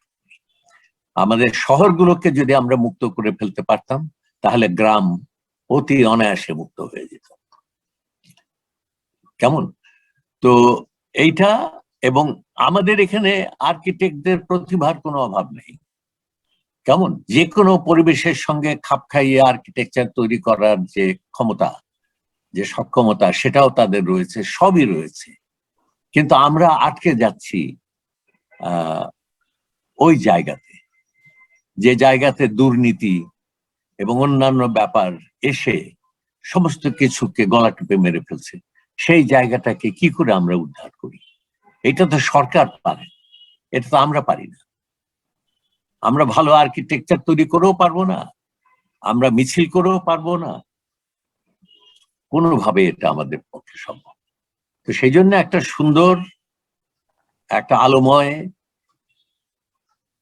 দীপ্তিময় একটা বাংলাদেশের স্বপ্ন যখন দেখি, তখন আমার মনে হয় যে প্ল্যানিং, এই ইসের আর্কিটেকচারাল প্ল্যানিং একটা মানে বড় ভাবে করা, এই যে আমাদের জানিয়ে বহুদিন ধরে টানা হেঁচড়া চলছে, কি যেন ড্যাপ নিয়ে আমাদের বহুদিন ধরে একটা টানা হেঁচড়া চলছে, কিন্তু মাননীয় মন্ত্রী এটার এখন দায়িত্বপ্রাপ্ত মন্ত্রী। আচ্ছা, তাহলে তো হলোই। এখন এইটাকে যদি একটু আটকে দেওয়া যায়, তাহলে আমার মনে হয় যে এই ড্যাপের মাধ্যমেই এইটাকে উদ্ধার করা সম্ভব। ড্যাপ যদি স্ট্রিক্ট হয়, ড্যাপ যদি সেটাকে বাস্তবায়ন করে, তাহলে পরে বাংলাদেশের শহরগুলোকে প্রাণবন্ত এবং খোলামেলা আলো বাতাসে ভরা যদি আমরা করতে পারি, গ্রাম তো হয়েই আছে, একটু ধাক্কা দিলেই গ্রাম হয়ে যাবে। তো সেই জন্য আমি অনুরোধ করব যে ড্যাপের ব্যাপারটা, সেই 1995 সালে একবার হয়েছিল, আর তারপরে আর কিছু নাই, একটা বিধিমালা, তারপরে আর কিছু নাই। তো ঠিক আছে, আমি আর কথা বাড়াতে চাই না, এটা আমার নিজের একটু মনের দুঃখের কথা, আমি জানালাম এই কারণে যে এই দেশ ছেড়ে তো আমরা চলে যেতে পারবো না, কেউ কেউ ভাগ্যবান পারবে, কিন্তু আমরা তো যেতে পারবো না, চাইও না। এই দেশটাকে, এই দেশে থাকতে চাই এবং এই দেশকে সুন্দর করতে চাই। কেমন? ইংল্যান্ডে একদিন লন্ডন শহর ছিল,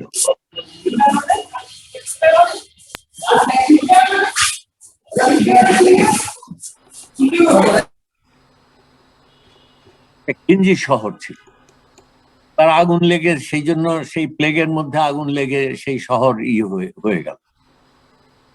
কিন্তু লন্ডনকে তো তারা ছাড়ে নাই, সেই লন্ডনকে তারা, সেন্ট্রাল লন্ডন এখন একটা দেখার মতো জায়গা, এবং তারপরে তার চারপাশে যে বিস্তার ঘটানো হয়েছে, গাছপালা, প্রকৃতি, মানুষ, বসত বাড়ি, ঘর বাড়ি সবকিছু মিলে সমস্তটা যে লন্ডন শহর একটা বাগানের মতো, বা প্যারিসেরও সেন্ট্রাল প্যারিস আছে যেখানে শ্বাসরুদ্ধকর একটা পরিবেশ আছে, এখনো আছে।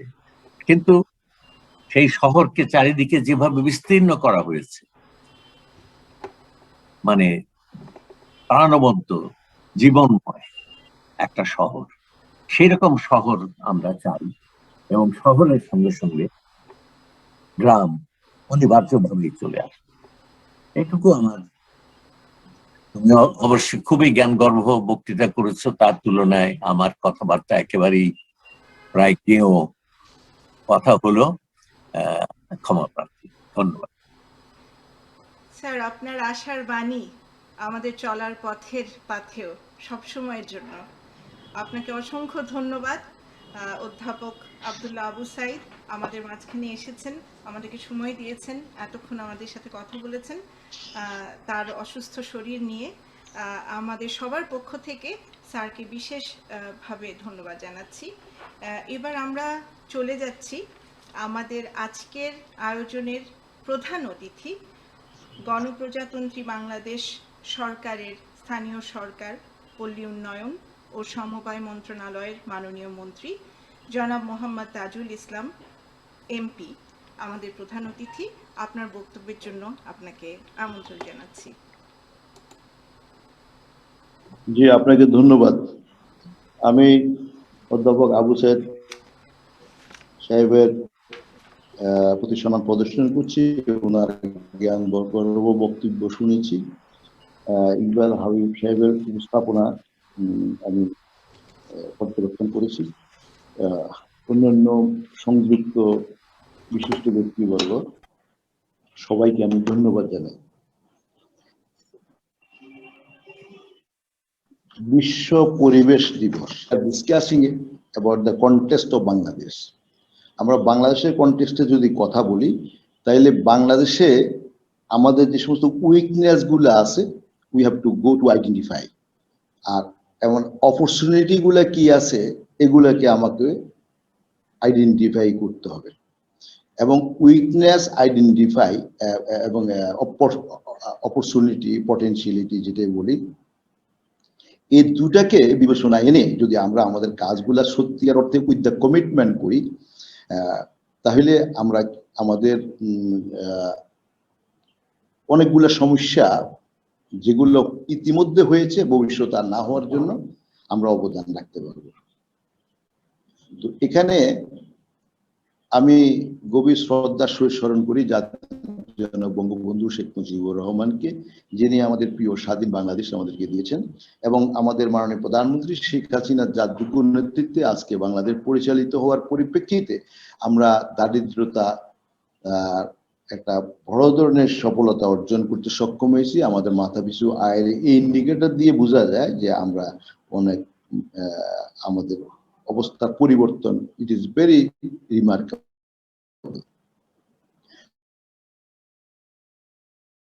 তো বঙ্গবন্ধুর একটা কথা ছিল, no one will left behind. তো এখন কাউকে বাদ দিয়ে না, সবাইকে উন্নয়নের সুফলটা ভোগ করতে সুযোগ করে দিতে হবে, এবং এই কমিটমেন্টটা স্বাধীনতার আমাদের কমিটমেন্ট। তো তাই যদি হয়, এখন সেখানে আমি সঙ্গত কারণে urban area will be prioritize. আরবানটা প্রথম হয়তো উন্নয়নের সুবিধাগুলো পাবে, আর যে সমস্ত রুরাল এরিয়া অথবা পিছিয়ে পড়া এলাকাগুলা সঙ্গতকারে সেগুলোও বঞ্চিত থাকবে না। তো এটার পরিপ্রেক্ষিতে মাননীয় প্রধানমন্ত্রীর অনেকগুলো পরিকল্পনা নেওয়া হয়েছে, যার পরিপ্রেক্ষিতে এখন আমাদের গ্রামগঞ্জেও এখন বিদ্যুতায়ন হয়েছে, পাকা রাস্তা হয়েছে, কমিউনিটি ক্লিনিক হয়েছে, আমাদের শিক্ষার মানের উন্নতির জন্য অনেক অবকাঠামো নির্মাণ করা হয়েছে, অসংখ্য শিক্ষককে নতুন করে অ্যাপয়েন্টমেন্ট দেওয়া হয়েছে, এবং সরকারিভাবে বেতন দেওয়ার ব্যবস্থা করছে। তো এটা ওই স্পিরিটটাকে কনসিডারেশন নেওয়ার জন্য এটা করা হয়েছে, যে তারা যাতে নাকি গ্রামের মানুষরা ওই সুবিধাগুলো পায়। এখন এখানে প্রশ্ন হলো যে আমরা বাংলাদেশকে উন্নত বাংলাদেশ বানাবো। এখন আরেকটা দ্যাট ইজ কর্মসূচি আছে, অথবা দর্শন বলি আমি সাধারণত এটাকে, আমার গ্রাম আমার শহর, মাননীয় প্রধানমন্ত্রীর একটা দর্শন। আমার গ্রামে আমি সকল সুবিধা পৌঁছে দেবো, আমার গ্রাম আমার শহর। তো অর্থাৎ গ্রামে শহরের সুযোগ সুবিধা পৌঁছে দেব, তো গ্রামকে আমি শহরায়ন করব। এখন আমি এই কমিটির সভাপতি হিসাবে মাননীয় প্রধানমন্ত্রী কর্তৃক দায়িত্বপ্রাপ্ত হওয়ার পরে আমার একটা মন্তব্য ছিল যে যদি আমি গ্রামকে ঢাকার মতন একটা শহর বানাই, তাহলে হয়তো বা যদি মানুষরা, গ্রামের মানুষরা বুঝে, তাহলে তারা আমার কাছে ক্ষমা চাবে যে আমরা যেভাবে আসি আল্লাহর হস্তে আমাদেরকে এভাবে থাকতে দেন, আমাদের এরকম জঞ্জাট, যানজট, দুর্বিষহ একটা একটা সাসে পলিউটেড এয়ার কোয়ালিটির মধ্যে আমাদের ঢুকে না। এটা হয়তো তারা আমাকে বলবে। তো এখন স্বাভাবিকভাবে তার বলুক আর না বলুক, being a sensible person, responsible person, আমার তো স্বাভাবিকভাবে বিষয়টা আমলে না নেওয়ার কোনো সুযোগ নেই। তো এই জন্য তো আমি মনে করি যে আমাদেরকে গ্রামকে শহর এমনভাবে করতে হবে, অফকোর্স তারা সে সকল গ্রামকে শহর করা মানে শহরের সকল আধুনিক সুবিধা পাবে, বাট গ্রামের যে বৈচিত্র্য আছে সেটা বিনষ্ট হবে না। গ্রামের যে আমাদের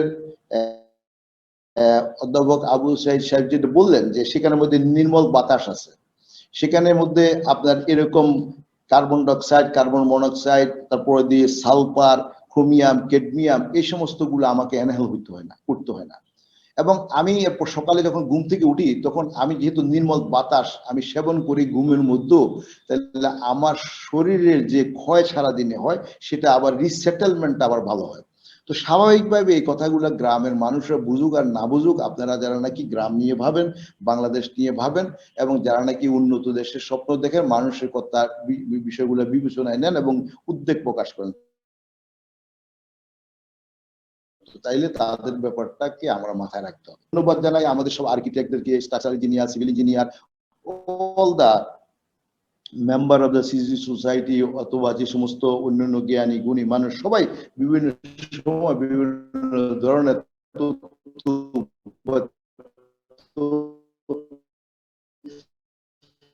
তারা is a highly collective approach is required.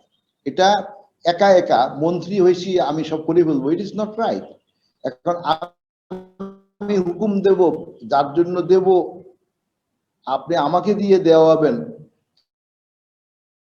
তো আমি তো আমার কথাটা তো আবার মানুষ মানতে হবে। কখন মানবে? যখন once the people will convinced যে এটা তার ভালোর জন্য হচ্ছে, তার মঙ্গলের জন্য হচ্ছে, তার কল্যাণের জন্য হচ্ছে, তখন সেটা মানবে। আদারওয়াইজ তো আমি একটা প্রমালগেশন দিয়ে দেব ক্ষমতা আসছে, তাহলে it will not be, it is the democratic country. Meaning আমি যেটা উইল অফ দ্য পিপল, মানুষের ইচ্ছেটাকে, তো মানুষের ইচ্ছের বিরুদ্ধে গিয়ে আমি কিছু করতে গেলে ঠিক হবে না। এখন প্রশ্ন হলো গ্রামকে শহর আমি বানাবো, শহর বানাইতে হলে কি ধরনের শহর বানাবো? অফকোর্স সেটা রিজিলিয়েন্ট লিভলিহুড হয়। এখন সেটা যদি করতে হয়, আমি বিদ্যুৎ দিলে আর রাস্তা দিলে কিন্তু, অথবা আমি সুয়ারেজ সিস্টেমের কথা বলেছি, আমি ওয়াটার এনশিওরমেন্ট, আমি তাদেরকে কোয়ালিটি ওয়াটারের কথা বলেছি, যে সেভ ওয়াটারের কথা বলেছি, আমি সুয়ারেজ সিস্টেমের কথা বলেছি, আমি তাদের জ্বালানি সরবরাহের কথা বলেছি। তো এখন এগুলার জন্য আমাকে মডার্ন টেকনোলজি ইউজ করতে হবে। মডার্ন টেকনোলজি যদি ইউজ করতে হয়, তো তাইলে আমি এগুলো কিভাবে করব? আমি তো এটাকে একটা ব্যবস্থাপনায় আনতে হবে, একটা ব্যবস্থাপনা। আর এরপর সাস্টেইনেবল ডেভেলপমেন্টের কথা এখানে বারবার বিভিন্ন ভাবে আসে, আমি জানি না, এখানে কিন্তু ইকবাল হাবিব সাহেব বারবার সাস্টেইনেবল ডেভেলপমেন্টের অনেকগুলা গোল এবং টার্গেট সম্বন্ধে উনি এখানে হাইলাইট করেছেন। হ্যাঁ, অফকোর্স সাস্টেইনেবল ডেভেলপমেন্ট, আমরা এখন যদি ইউএন এর সাস্টেইনেবল ডেভেলপমেন্ট গোলের কথা আমি যদি না বলি, once we wants to see, we love the country, definitely all the development has to be sustainable. এখন সাস্টেইনেবল করতে হবে, তো তাইলে আমি we can show sums of the model. এবং আমাদের যে আর্কিটেক্টরা আছে, আমি ওদের সবার প্রতি আমার I have a humble respect, এবং ওদের অনেক মেধা আছে, বুদ্ধি আছে আমাদের লোকদেরকে, কিন্তু আমি যেভাবে গাইড করব সেভাবে তো তিনি করবেন। আপনারা যারা সংযুক্ত হয়েছেন তারা সবাই মিলে তাদেরকে যে আমরা এইটা চাই, what is my demand, what is my requirement, I must have to know. এবং আমারটা জানার পর দিয়ে সে আমারটার জন্য যে সমস্ত প্যারামিটার তাকে ইউজ করতে হবে, মিট করতে হবে। যেমন মনে করেন আমার এখানে যে এয়ার পলিউশন হতে পারবে না, আমার এখানে এই যে আমাদের ফ্যাসিলিটিটা থাকতে হবে, শপিং মল থাকতে হবে, আবার কমিউনিকেশন রাস্তা থাকতে হবে। আর ওই যে আমি বলছি সুয়ারেজ টুয়ারেজ এগুলোর জন্য, সবগুলোর জন্য ওয়াটার সুয়ারেজ, তারপরে দিয়ে এনার্জি, এগুলোর জন্য সবগুলোর জন্য আমি ব্যবস্থা করতে হবে। এখন এখানে আমি একটা কথা বলি, আমি অনেক বারে বলেছি, তো এখন এগুলার আসলে আমি জানি না আলটিমেটলি আমরা কোথায় যাচ্ছি এবং কিভাবে করছি। আমাদের ডেভেলপমেন্ট হচ্ছে, হতাশ হওয়ার কোনো কারণ নাই, আশাবাদী আমাদের হওয়ার যথেষ্ট যুক্তি আছে, স্বপ্ন দেখার যথেষ্ট যুক্তি আছে। কিন্তু আমি যদি রিয়েলি যদি করতে হয়, তাইলে আপনি কতটুকু জায়গা আপনি অবশিষ্ট রাখবেন। যেমন এগ্রিকালচারের জন্য গ্রিন ফিল্ড, আমি এগ্রিকালচারকে গ্রিন ফিল্ড হিসাবে আমি ধরি, তাহলে ওয়াটার বোর্ডই কতটুকু থাকবে গ্রামে, সারা বাংলাদেশ থেকে we have to think over, we have to double our sums of the scarce where all this requirement, that is আপনার resilient livelihood এর জন্য তো এগুলো সবগুলোই দরকার। এখন এখানে একটা বাড়ি, ওখানে একটা বাড়ি, ওখানে আরেকটা বাড়ি, দেখা গেছে যে আমরা একটা গ্রামে বসবাস করি 5,000 মানুষ। এখন 5,000 লোকের জন্য দেখা গেছে যে সেখানে যে এরিয়াটা, অর্থাৎ দেখা যাচ্ছে 50 একর অথবা 100 একর জায়গার মধ্যে ছড়াইয়া ছিটিয়ে আছে। এখন ইজ ইট প্র্যাকটিক্যাল যে আমি কি সব জায়গাতেই এই ইলেকট্রিসিটির পাইপ লাইন দিয়ে যে কেবল লাইন লাগাই দিলাম, এটা কি মেনটেনেন্স করতে হবে না? আর এরপর দিয়ে আমি এনার্জি লাইন দিব গ্যাসের, তারপর দিয়ে আমি সুয়ারেজ লাইন করব, ওয়েস্ট কালেকশন করব, ইজ ইট প্র্যাকটিক্যাল? এখন যারা নাকি আসলে there is a very in the recent world there is a lot of example, this is not the new thing I am innovating and telling here, যে এটা হলো যে they made a cluster করে তারা মনে করেন যে এখন 500 একরের মধ্যে 5,000 লোক বসবাস করে গ্রামে। 500 একরের মধ্যে বসবাসের জন্য যদি 500 একর অথবা 100 একর অথবা 200 একরে ধরেন, 5,000 can relocate in the area of the 50 অথবা 20 একর জায়গাতে বাই ভার্টিক্যাল এক্সপানশন। এবং সেখানে আমি যদি সেখানে ভিতরে এনার্জি, সুয়ারেজ, ওয়েস্ট কালেকশন, তারপরে দিয়ে water supply, then it will be very simple for me. তাহলে আমি অনেকগুলো জায়গা অবশিষ্ট পেয়ে যাব। এখন সেটার জন্য তখন আমার কমিউনিকেশনের জন্য যে জায়গা, আমি মনে করি সেটার জন্য অসুবিধা হবে না। এবং প্রত্যেকটা ক্লাস্টারের এরিয়াতে কি কি রিকোয়ারমেন্ট আছে, প্রাথমিক বিদ্যালয় লাগবে, তারপরে দিয়ে আপনি মনে করেন যে সেখানের মধ্যে আপনাকে কমিউনিটি ক্লিনিক লাগবে, দ্যাট ইজ প্রাইমারি হসপিটাল লাগবে, তারপরে দিয়ে সেখানের মধ্যে অ্যামিউজমেন্টের জন্য, সাংস্কৃতিক চর্চার জন্য that is some of the centre is আমাদের এইগুলো লাগবে, তারপরে দিয়ে আমাদের ওয়াটার বোর্ডই লাগবে, সুইমিং করার জন্য, খেলার জন্য মাঠ লাগবে। তো এটা যদি করা হয় এবং ওইটা যদি ক্লাস্টারের ভিতর থাকে, তাহলে কিন্তু আপনি বাংলাদেশকে কোথায় নেবেন? We are dreaming, not as a dream, it is a target, it is a determined target, যে আমরা 2061 সালে উন্নত বাংলাদেশ হবো। 2061 সালে উন্নত বাংলাদেশ মানে হলো যে $12,500 পার ক্যাপিটা ইনকাম। যখন আমার $500 নিচে, আমি যখন নাকি প্রথম ঢাকা শহরে গাড়ি চালাই, I was love to drive myself, তখন আমি একটা গাড়ি নিয়ে যখন আমার পুরানা পল্টনের অফিস থেকে বের হতাম, I did not face any soft the other than traffic signal, কোনো প্রবলেম ফেস করতাম না। তো তখন ছিল আমার $500 নিচে মাথা পিছু আয়। তো এখন দিনে দিনে আমার মাথা পিছু আয় বেড়েছে। গ্রামে এবং ট্রাফিক নাই, কি জন্য? গ্রামে এখন অর্থনৈতিক অবস্থাটা বাংলাদেশ ঢাকার মতো densely population and densely economic position না। এখানে মাথা পিছু একজনের আয় যদি থাকে, এখানে এখন $20,000, ওখানে আছে যে হয়তো $500-700। হ্যাঁ, তো এগ্রিগেট ফিগারে হয়তো হইতেছে আজকে আমরা $2227। কিন্তু এখন এই বিষয়টাতে আমাকে মাথায় নিতে হবে, আমি যখন $12,500 দেশ বানাবো, তখন তো এভরিবডি উইল ডিমান্ড এবং it will be their requirement, এবং তাদের ডিমান্ডটা রাইজ করবে, তখন সে গাড়ি কিনবে। আর গাড়ি কিনলে গাড়ি চালানোর জন্য যদি আপনার প্রাইমারি স্কুলের জন্য মা যদি বাচ্চাকে নিয়ে ড্রাইভ করবে, বাজার যদি ডিস্টেন্সে হয়, তাহলে তাকে আরেক দূরে যেতে হবে। অর্থাৎ এরপরে সুয়ারেজ কালেকশন এবং এইটা ওইটা ইত্যাদির জন্য হিউজ গাড়ির মুভমেন্ট হবে, তখন ফলশ্রুতিতে রেজাল্টটা কি দাঁড়াবে? দাঁড়াবে যে হিউজ ট্রাফিক হবে। আচ্ছা, হিউজ ট্রাফিক হলে ট্রাফিক ডিফিউশনের জন্য আপনাকে তাহলে বড় রাস্তা বানাইতে হবে। এখন বড় রাস্তা বানাইতে হলে রাস্তা আর এই ঘর বাড়িতে মিলে সমস্ত জায়গায় চলে যাবে, তখন how could you can think over এটা একটা লিভেবল সিটি হবে, লিভেবল এরিয়া হবে। তো এখন সেটার জন্য আপনাকে কি করতে হবে না, সেখানে আপনাকে এখন তাইলে একটা পরিকল্পিতভাবে একটা ব্যবস্থাপনা নিতে হবে, এবং সেখানে যদি এটা নেওয়া যদি সম্ভব হয় তাহলে শুধুমাত্র আপনি ক্লাস্টার বেসিস যদি বাড়ি ঘর বানাইয়া এবং সেখানে যদি আপনার সবার জন্য একটা রেজিলিয়েন্ট লিভলিহুড আমরা বানাইতে পারেন, তখন আপনার এটা হবে। আর it is not a magic thing, it is not impossible thing, whole over the world many people did it. এবং হংকং এ density of the population average হলো 40, সেখানে হলো যে 6000 অ্যাবাউট। তো 6000 আর আমার হলো যে পপুলেশন ডেন্সিটি হলো যে ন্যাশনালি হলো আমার 1300। তো এখন আমার এখানে 1300 আর তারা তাদের ডেন্সিটি হলো যে 6000। তো 6000 কে তারা কিন্তু ম্যানেজ করে বলছে। কিভাবে ম্যানেজ করছে? They go vertical expansion and they have খুব plan wise calculatively they have spare the land. তাদের এগ্রিকালচারাল ল্যান্ড আছে সেখানে কিন্তু বিভিন্ন ভেজিটেবল হচ্ছে, তাদের সেখানে কিন্তু মানুষকে সুন্দর করে পার্ক আছে এবং সেখানে ঘোরাফেরার জায়গা আছে, এবং they have mount all this facility within the infrastructure where they are living. এখন আমি যদি ওভাবে চিন্তা না করি, আমি শুধু এক পেশে উন্নতির কথা বলবো, আমি উন্নতি হয়ে যাব, তারপরে আপনি পারবেন না। ঢাকা শহরে 49,000 লোক বসবাস করে পার স্কয়ার মাইলে। Could you think any more man could be mounted in Dhaka city? এখন আপনার অর্থনৈতিক অবস্থা ঢাকাতেই হবে। এখন ম্যানহাটনকে আপনি যদি চিন্তা করেন, ম্যানহাটনেই সারা পৃথিবীর সবচেয়ে ধনাঢ্য ব্যক্তিদের সেখানে মধ্যে জায়গা এবং অপরচুনিটি টাকা কামানোর সুযোগ আছে। টোকিও সিটিতে আছে, হংকং সিটিতে আছে, ইংল্যান্ডের সিটিতে আছে। Could they could organize in such a way so that all the peoples of that country or the world have been mounted there? করে নাই। এখন এটার জন্য আপনি ঢাকা শহরে এখন কি করবেন? এখন ঢাকা শহরে যে গুলশানে বসবাস করে, ধানমন্ডিতে বসবাস করে, এখন আজকে আমাকে একজন টেলিফোন করলো যে স্যার আমরা তো, আমাকে পার্সোনালি উই আর ক্লোজ, সেই হিসাবে আমাকে বললো যে আমি তো এখন ঘর থেকে বের 3 ঘন্টা আগে বৃষ্টি হলে রিক্সা ডুবে যেতেছে।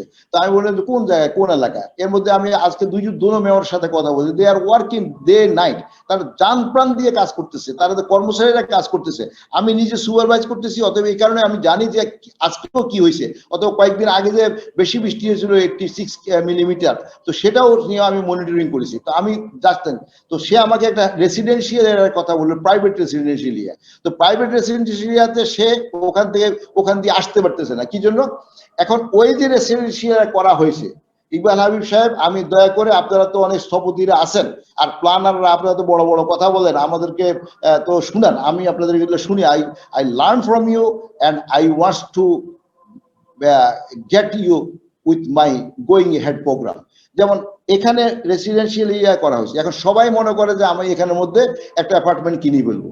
তো সবাই তো অ্যাপার্টমেন্ট কিনবে, এখন যারা কিনবে তারা কি একটাবার চিন্তা করছে এখানে সুয়ারেজ সিস্টেমটা আছে কিনা? বিল্ডিং এ কোনো সেফটি ট্যাঙ্ক নাই।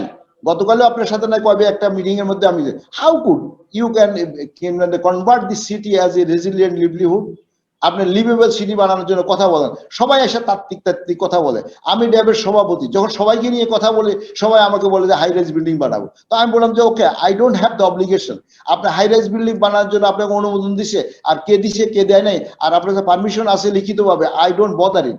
আমি এটা নিয়ে মাথা কামাইতে চাই না, কিন্তু আপনি যদি করতে চান আপনারা তো আপনাদের সিদ্ধান্ত অনুযায়ী আমি কাজ করবো। তো একটা কাজ করেন, এখানে তো এখন যে রাস্তাটা আছে, যে রাস্তা আছে, অত স্কুল আছে, ওই জন্য যে সমস্ত লজিস্টিক্যাল ফ্যাসিলিটি আছে, সেটা অনুযায়ী দেখা গেছে যে এই বিল্ডিং থেকে এখন যারা আছে তারাই বিল্ডিং থেকে বাইরে হতে পারে না, এখন তারাই বাইরে হতে তাদের অনেক সময় লাগে। তো এখন একটা কাজ করেন, নতুন করে আর 40 টাকা করে কয়েকটা বিল্ডিং বানান, তাহলে আপনি এই লিখিত দেন আমাকে যে এরা এই বিল্ডিং এর ভিতর থাকবে, এখান থেকে কখনো বাইরে হবে না।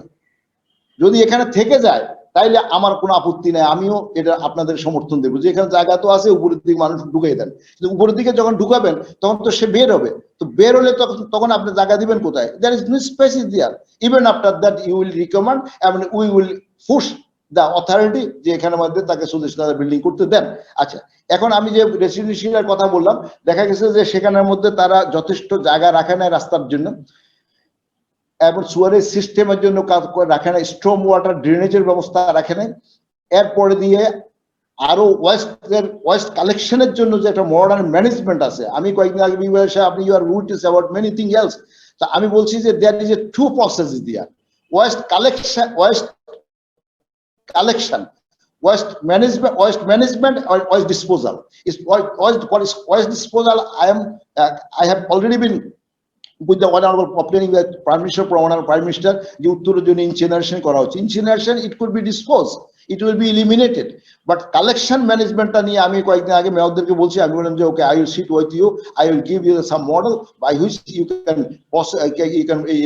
you can facilitate this one and to manage the waste management. এখন আপনার ওখানে মধ্যে ওয়েস্ট ম্যানেজমেন্টের জন্য আপনি যান থাইল্যান্ডে যান, I am going far, European কান্ট্রির কথা বলি না, অস্ট্রেলিয়ার কথা বলি, থাইল্যান্ডে দেখেন যে প্রত্যেক বাড়ির সামনে একটা বক্স লাগানো আছে সুন্দর করে, বাইরে ইট লুক ডিসেন্ট, সেখানে মধ্যে বক্সের মধ্যে সবাই রাত্রেবেলা ওইগুলো ফেলে দেয়, ভোরবেলা এখান থেকে ওই আপনার যারা এই সমস্ত ওয়েস্ট কালেকশন করার কথা, ডোমেস্টিক ওয়েস্ট, তারা এসে কালেকশন করে দেয়। তো আপনি তো এগুলো করবেন না। এখন আমি যখন নাকি কোনো আইন যখন নাকি ইম্পোজ করতে যাব, তখন আপনার তো এই যে এখন আমি think we all collectively have loud to the people, মানুষকে জানান দেওয়ার।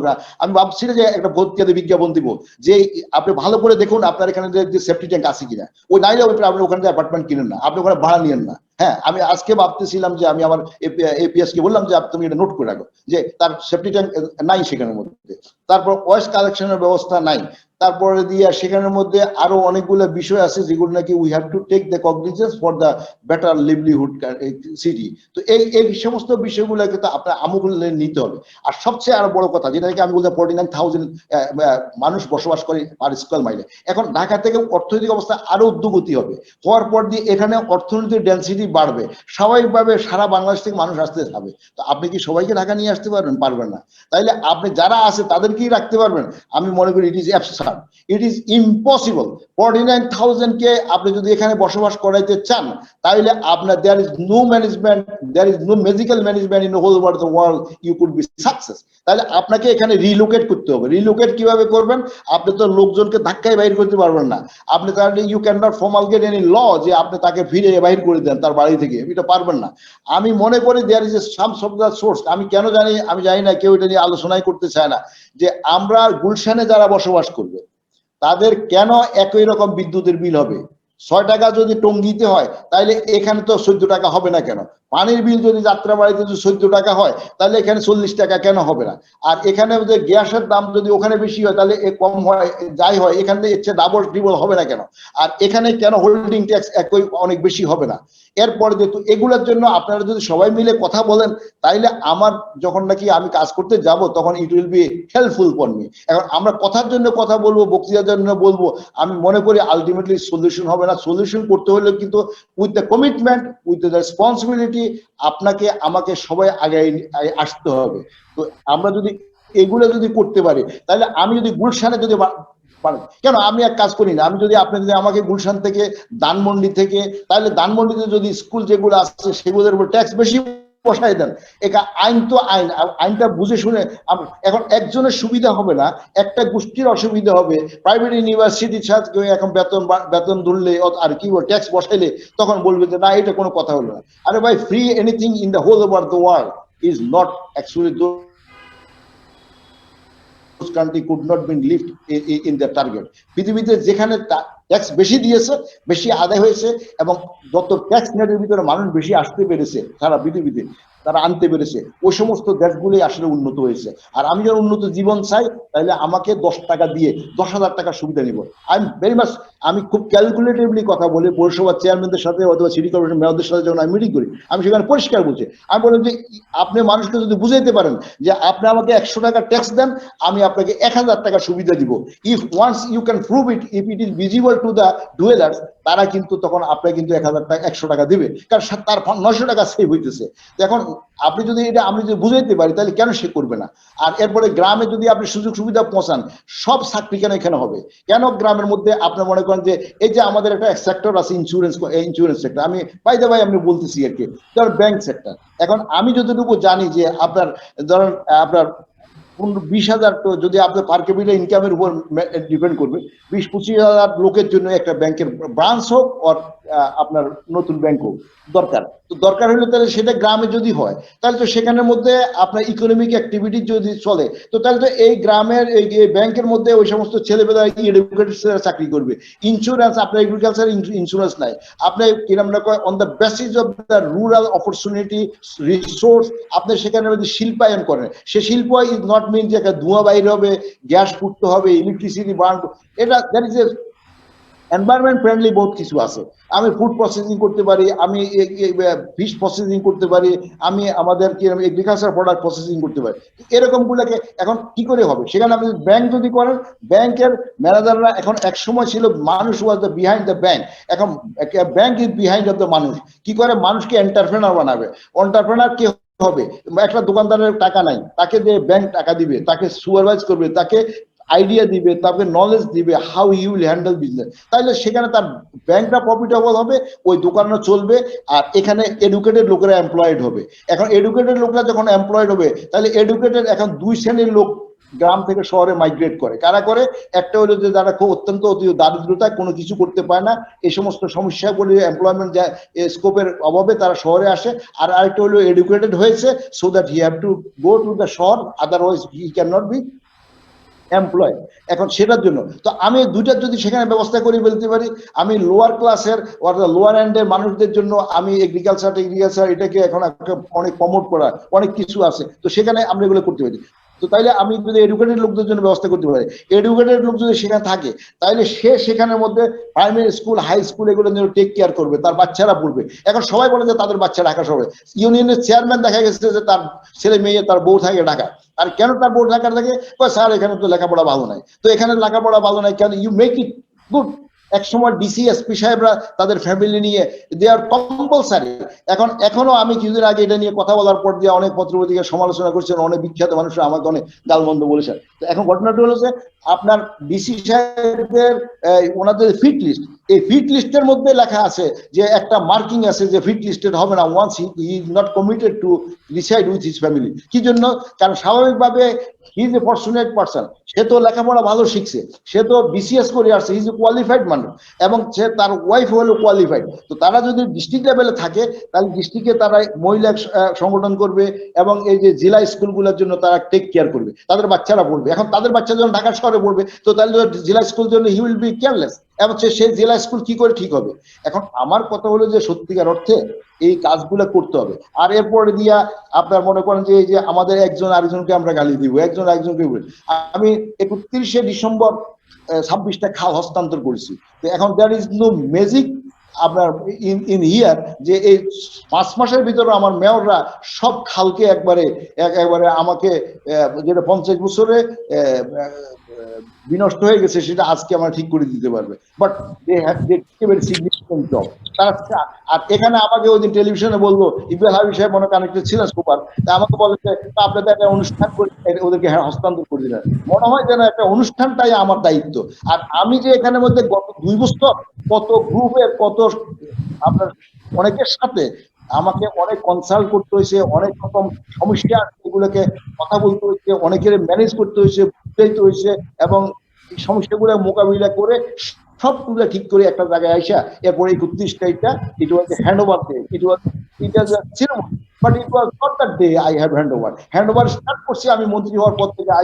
I could understand that once I cannot hand over the city corporation to the public representative organization, this organization cannot contribute for the people because কর্মচারী নির্ভর প্রতিষ্ঠান এই সমস্ত অনেকগুলো challenging কাজ করতে পারে। এখন এই সমস্ত বিষয়গুলা, এখন ড্যাবের কথা বলছেন, ড্যাবের তো এখানে কোনো ম্যাজিক নেই। আমি তো ড্যাবের আসলে সভাপতি হয়েছি অথবা কনভেনার হয়েছি, তো মাননীয় প্রধানমন্ত্রী আমাকে আমি কৃতজ্ঞ ওনার কাছে, উনি আমাকে তো আমাকে জানাইছেন। আর এখানে আমাকে নিয়োগ দিয়েছেন। তো আমি দায়িত্ব নেওয়ার পরে একটা মিটিং করেছি, এরপরে আমি খন্ড খন্ড সমস্ত আমি স্টেকহোল্ডার সাথে কথা বলেছি। আমি এটা ওইটা ডেভেলপমেন্ট পার্টনার, ডেভেলপার, তারপরে দিয়ে টেক্সটাইল হাবির সাথে বলছি, টাউন প্ল্যানারদের সাথে বলছি, আর্কিটেক্টের সাথে বলছি, সিভিল ইঞ্জিনিয়ারের সাথে বলছি। বসে আমি একটা I am consolidating all the ideas and which one and how could I can go head. এটা ঠিক আছে, কিন্তু ঘটনাটা হলো যে এখানে অনেকগুলো সমস্যা আছে। এখন সরকারি প্রতিষ্ঠান, আপনি বলেন সরকারের যে সমস্ত হাউজিং আছে, সরকার কি করছে? খালের উপরে বিল্ডিং বানাইছে। এখন দেখা যাচ্ছে 100 ফিট খাল, এখানে মধ্যে 80 ফিট বিল্ডিং বানাইছেন। তো এখন এটা যখন নাই কিছু করতে যায়, তো তখন বিভিন্ন ধরনের কথা আসে। তো এই সমস্ত কথা তো আসবে, এগুলোকে উই হ্যাভ টু ফেস। আপনার মনে করেন যে আপনাকে কে বলছে যে আপনি এখানে কালভার্ট বানাইতেন? আপনি কে এই সমস্ত বক্স কালভার্ট বানাবেন অথবা এখানে কালভার্ট বানাবেন? আমি তো কালভার্ট বানাই, আমাদের ক্যানেল আছে। আমার এখানে কত ফিট জায়গা ছিল? আমার এই খালের 100 ফিট দৈর্ঘ্য ছিল। এই 100 ফিটের মধ্যে এখন আমার আছে কয়েকটা ফাঁকা করে সুন্দর করে দিলে আপনার এখানে 20 ফিটে হয়ে যাবে। আর 20 ফিটে করে আমার 5 ফিট 100 ফিটের পানি কি করে নামবে? তো এই সমস্ত অনেকগুলো সমস্যা আছে। আমি মনে করি আমরা সবাই মিলে যদি সম্মিলিতভাবে কাজ করি, তাহলে এইগুলোকে মোকাবিলা সম্ভব। এটা কোনো অসম্ভব কিছু না, কিন্তু এটা করতে হলে আমরা সবাইকে একমত হইতে হবে। আর এই কাজটাকে দেখতে হবে কে করতেছে, এটা বড় কথা না। আমি তাজুল ইসলাম করতেছি, ইকবাল হাবিব সাহেব করতেছে, এটাকে খুব বড় করে না দেখে যে who have taken the lead, either minister have taken the lead or you people have pushed the minister to take the lead. All together আমরা কাজ করি আমরা শহরটাকে ভালো বানাই, দেশটাকে ভালো বানাই। হয় অনেক চমৎকার আলোচনা করবেন। আমার বক্তব্যের মধ্যে যদি কোনো অংশ বিবেচনার জন্য নেওয়ার জন্য উপযুক্ত মনে করেন, তাহলে সেগুলা আপনারা যদি করেন এবং সবাই যদি একটা কপি আমাকেও দেন, আমি খুশি হব। তো আপনাদেরকে সবাইকে অনেক অনেক ধন্যবাদ জানিয়ে আমি আপনাদের কাছ থেকে বিদায় নিতে চাচ্ছি। অনেক অনেক ধন্যবাদ। ইসলাম আলাইকুম। মাননীয় মন্ত্রী মহোদয়, আপনাকে অসংখ্য ধন্যবাদ আপনার সুচিন্তিত মূল্যবান বক্তব্য উপস্থাপনের জন্য। আমরা বাংলাদেশ স্থপতি ইনস্টিটিউট আপনাকে আজকে এই অনুষ্ঠানের মধ্যে অঙ্গীকার করছি আমরা আপনার পাশে আছি। আপনি আপনার বক্তব্যের মধ্যে বলছিলেন যে আমাদের সহযোগিতার কথা, আমাদের পূর্ণ সহযোগিতা, আমাদের পুরো স্থপতি সমাজের পূর্ণ সহযোগিতা, আপনার যে কোনো উন্নয়নমূলক কর্মকাণ্ডে আপনার সাথে আমরা আছি। আপনার বক্তব্যের জন্য আবারও অসংখ্য ধন্যবাদ। ধন্যবাদ। আমি আপনাদের সাথে আছি, আমরা সবাই মিলে কাজ করি ইনশাআল্লাহ। একটা প্রশ্ন এসছে, আমরা ইনবক্সে মানে চ্যাট বক্সে প্রশ্ন মন্তব্য চেয়েছিলাম, অনেকেই আমাদেরকে শুভেচ্ছা বার্তা পাঠিয়েছেন, তার জন্য অসংখ্য ধন্যবাদ। স্থপতি জারিনা হোসেন একটি প্রশ্ন করেছেন, ইকবাল ভাই যদি ছোট্ট করে এটার উত্তরটা দেন। ইন্ডিভিজুয়াল আর্কিটেক্টস আর designing fantastic, but unless there is an overall planning process, we are not going to attain a great city with public realm. Our individual buildings or open spaces sadly cannot be termed as high quality urban design. When can we establish a process thereby this can be achieved? আমি জারিনা আপা সহ সকলের জন্য জানাচ্ছি, আজকের বিশেষ অতিথি প্রধান অতিথিকে এই বিষয়ে সিলেক্ট করার তার অন্যতম কারণ ছিল উনি একাধারে স্থানীয় সরকার মন্ত্রণালয়ের মাননীয় মন্ত্রী। তার মানে স্থানীয় সরকার ব্যবস্থায় সকল নগরায়নে যথাযথ পরিকল্পনা এবং সেই পরিকল্পনা অনুযায়ী বিনির্মাণের সবচেয়ে বড় যে ক্ষেত্র, সেই মন্ত্রণালয়ে উনি দায়িত্বে। আবার একই সঙ্গে মাননীয় প্রধানমন্ত্রী তাকে ডিটেইলিং প্ল্যানের অন্তর্ভুক্তিকরণ এবং সকলের মতামত নিয়ে তার বাস্তবায়ন উপযোগীকরণের মূল দায়িত্বটা তাকে দিয়েছেন। তৃতীয়ত, তিনি আমার গ্রাম আমার শহর এই যে ধারণা, সেই ধারণা বাস্তবায়নের সমন্বিত কার্যক্রমের সমন্বয় হিসেবে মাননীয় প্রধানমন্ত্রী দায়িত্ব দিয়েছেন।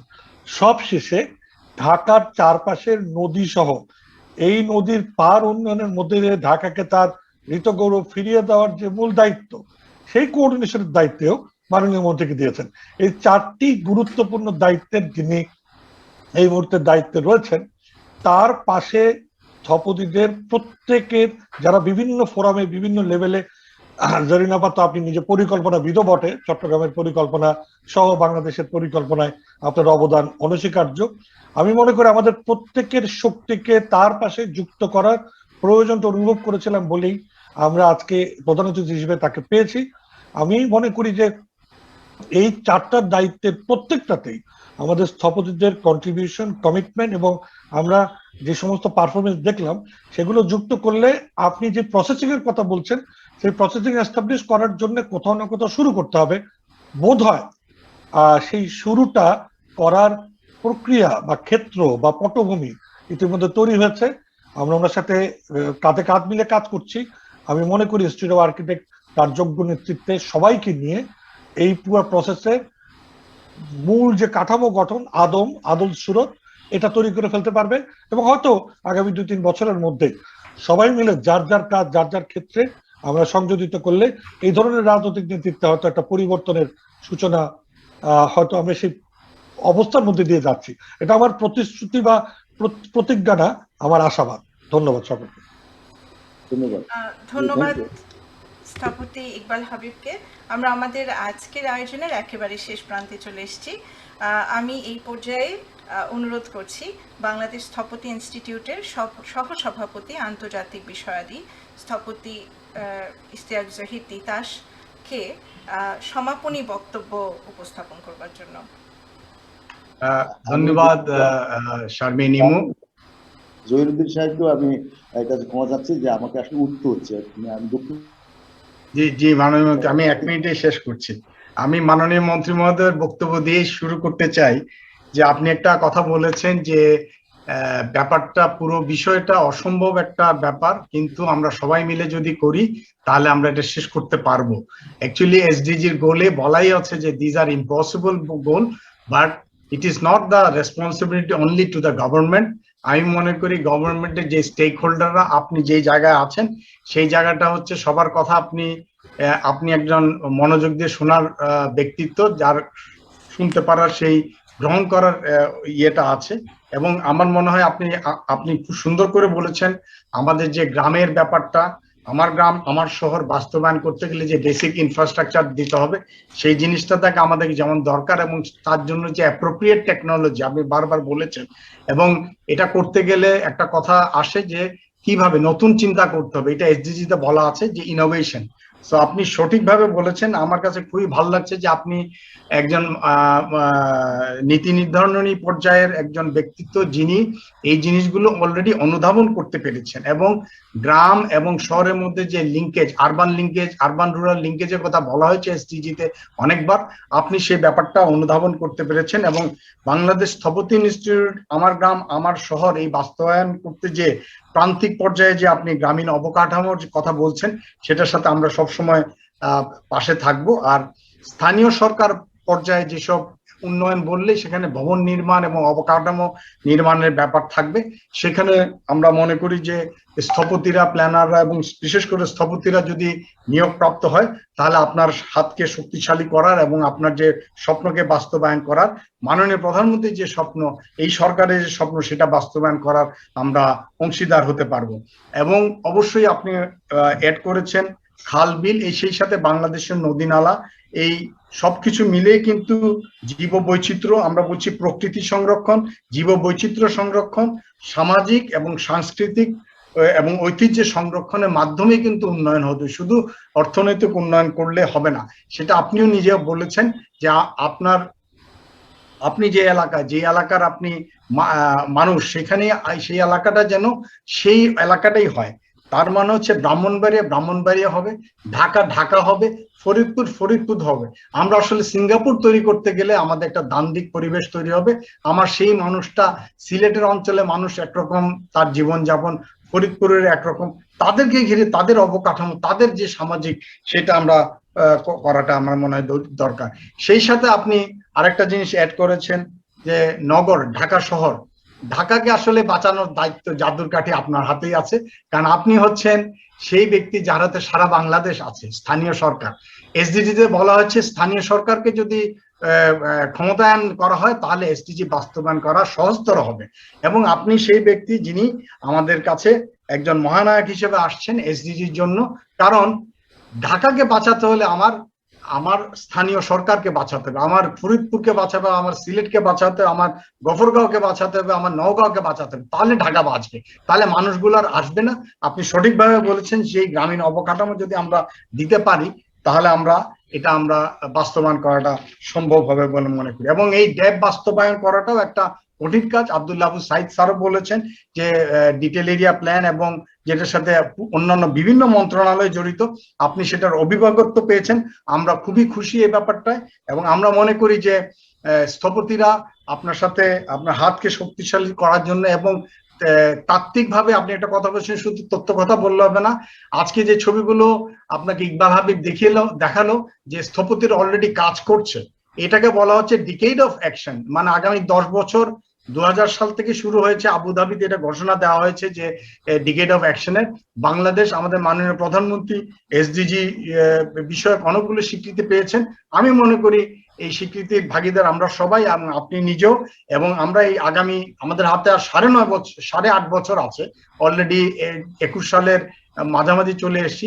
এই 8.5 বছরের মধ্যে বাস্তবায়ন করতে গেলে আপনার হাতকে শক্তিশালী করার জন্য, ঢাকা সুপুরের চাপ কমানোর জন্য, ডেবকে বাস্তবায়ন করার জন্য আমরা সকলে মিলে, সকল স্টেক হোল্ডার মিলে আপনার পাশে থাকবো এবং আইআইবি নিরবিচ্ছিন্নভাবে আপনাকে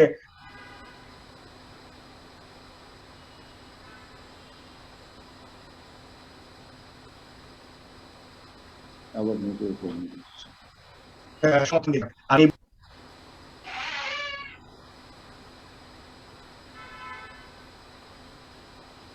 ইমু শেষ করেন। জি, আমার মনে হয় আবার আমরা একটু যান্ত্রিক বিভ্রাটের মধ্যে পড়ে গিয়েছি। আমরা অনুষ্ঠান শেষ করছি। আপনাদের সবাইকে অসংখ্য ধন্যবাদ। বিশেষ করে আমাদের আজকের অনুষ্ঠানের প্রধান অতিথি, আমাদের আজকের অনুষ্ঠানের বিশেষ আলোচক এবং মূল প্রবন্ধ উপস্থাপক, আপনাদের তিনজনকেই বাংলাদেশ স্থপতি ইনস্টিটিউটের পক্ষ থেকে আমি আবারও অশেষ ধন্যবাদ জানাচ্ছি। আজকের আয়োজনটি আমাদের এবারের পরিবেশ দিবস, বিশ্ব পরিবেশ দিবস উদযাপনের সূচনা পর্ব। আমরা অচিরেই আরও 3টি পরপর ওয়েবিনার আয়োজন করব আমাদের সদস্যদের জন্য, আর সেখানেও আমরা আপনাদেরকে সাথে চাইব। আজকের মতো আপনাদের সবাইকে আবারও অশেষ কৃতজ্ঞতা জানিয়ে আমাদের আজকের আয়োজনটি সমাপ্তি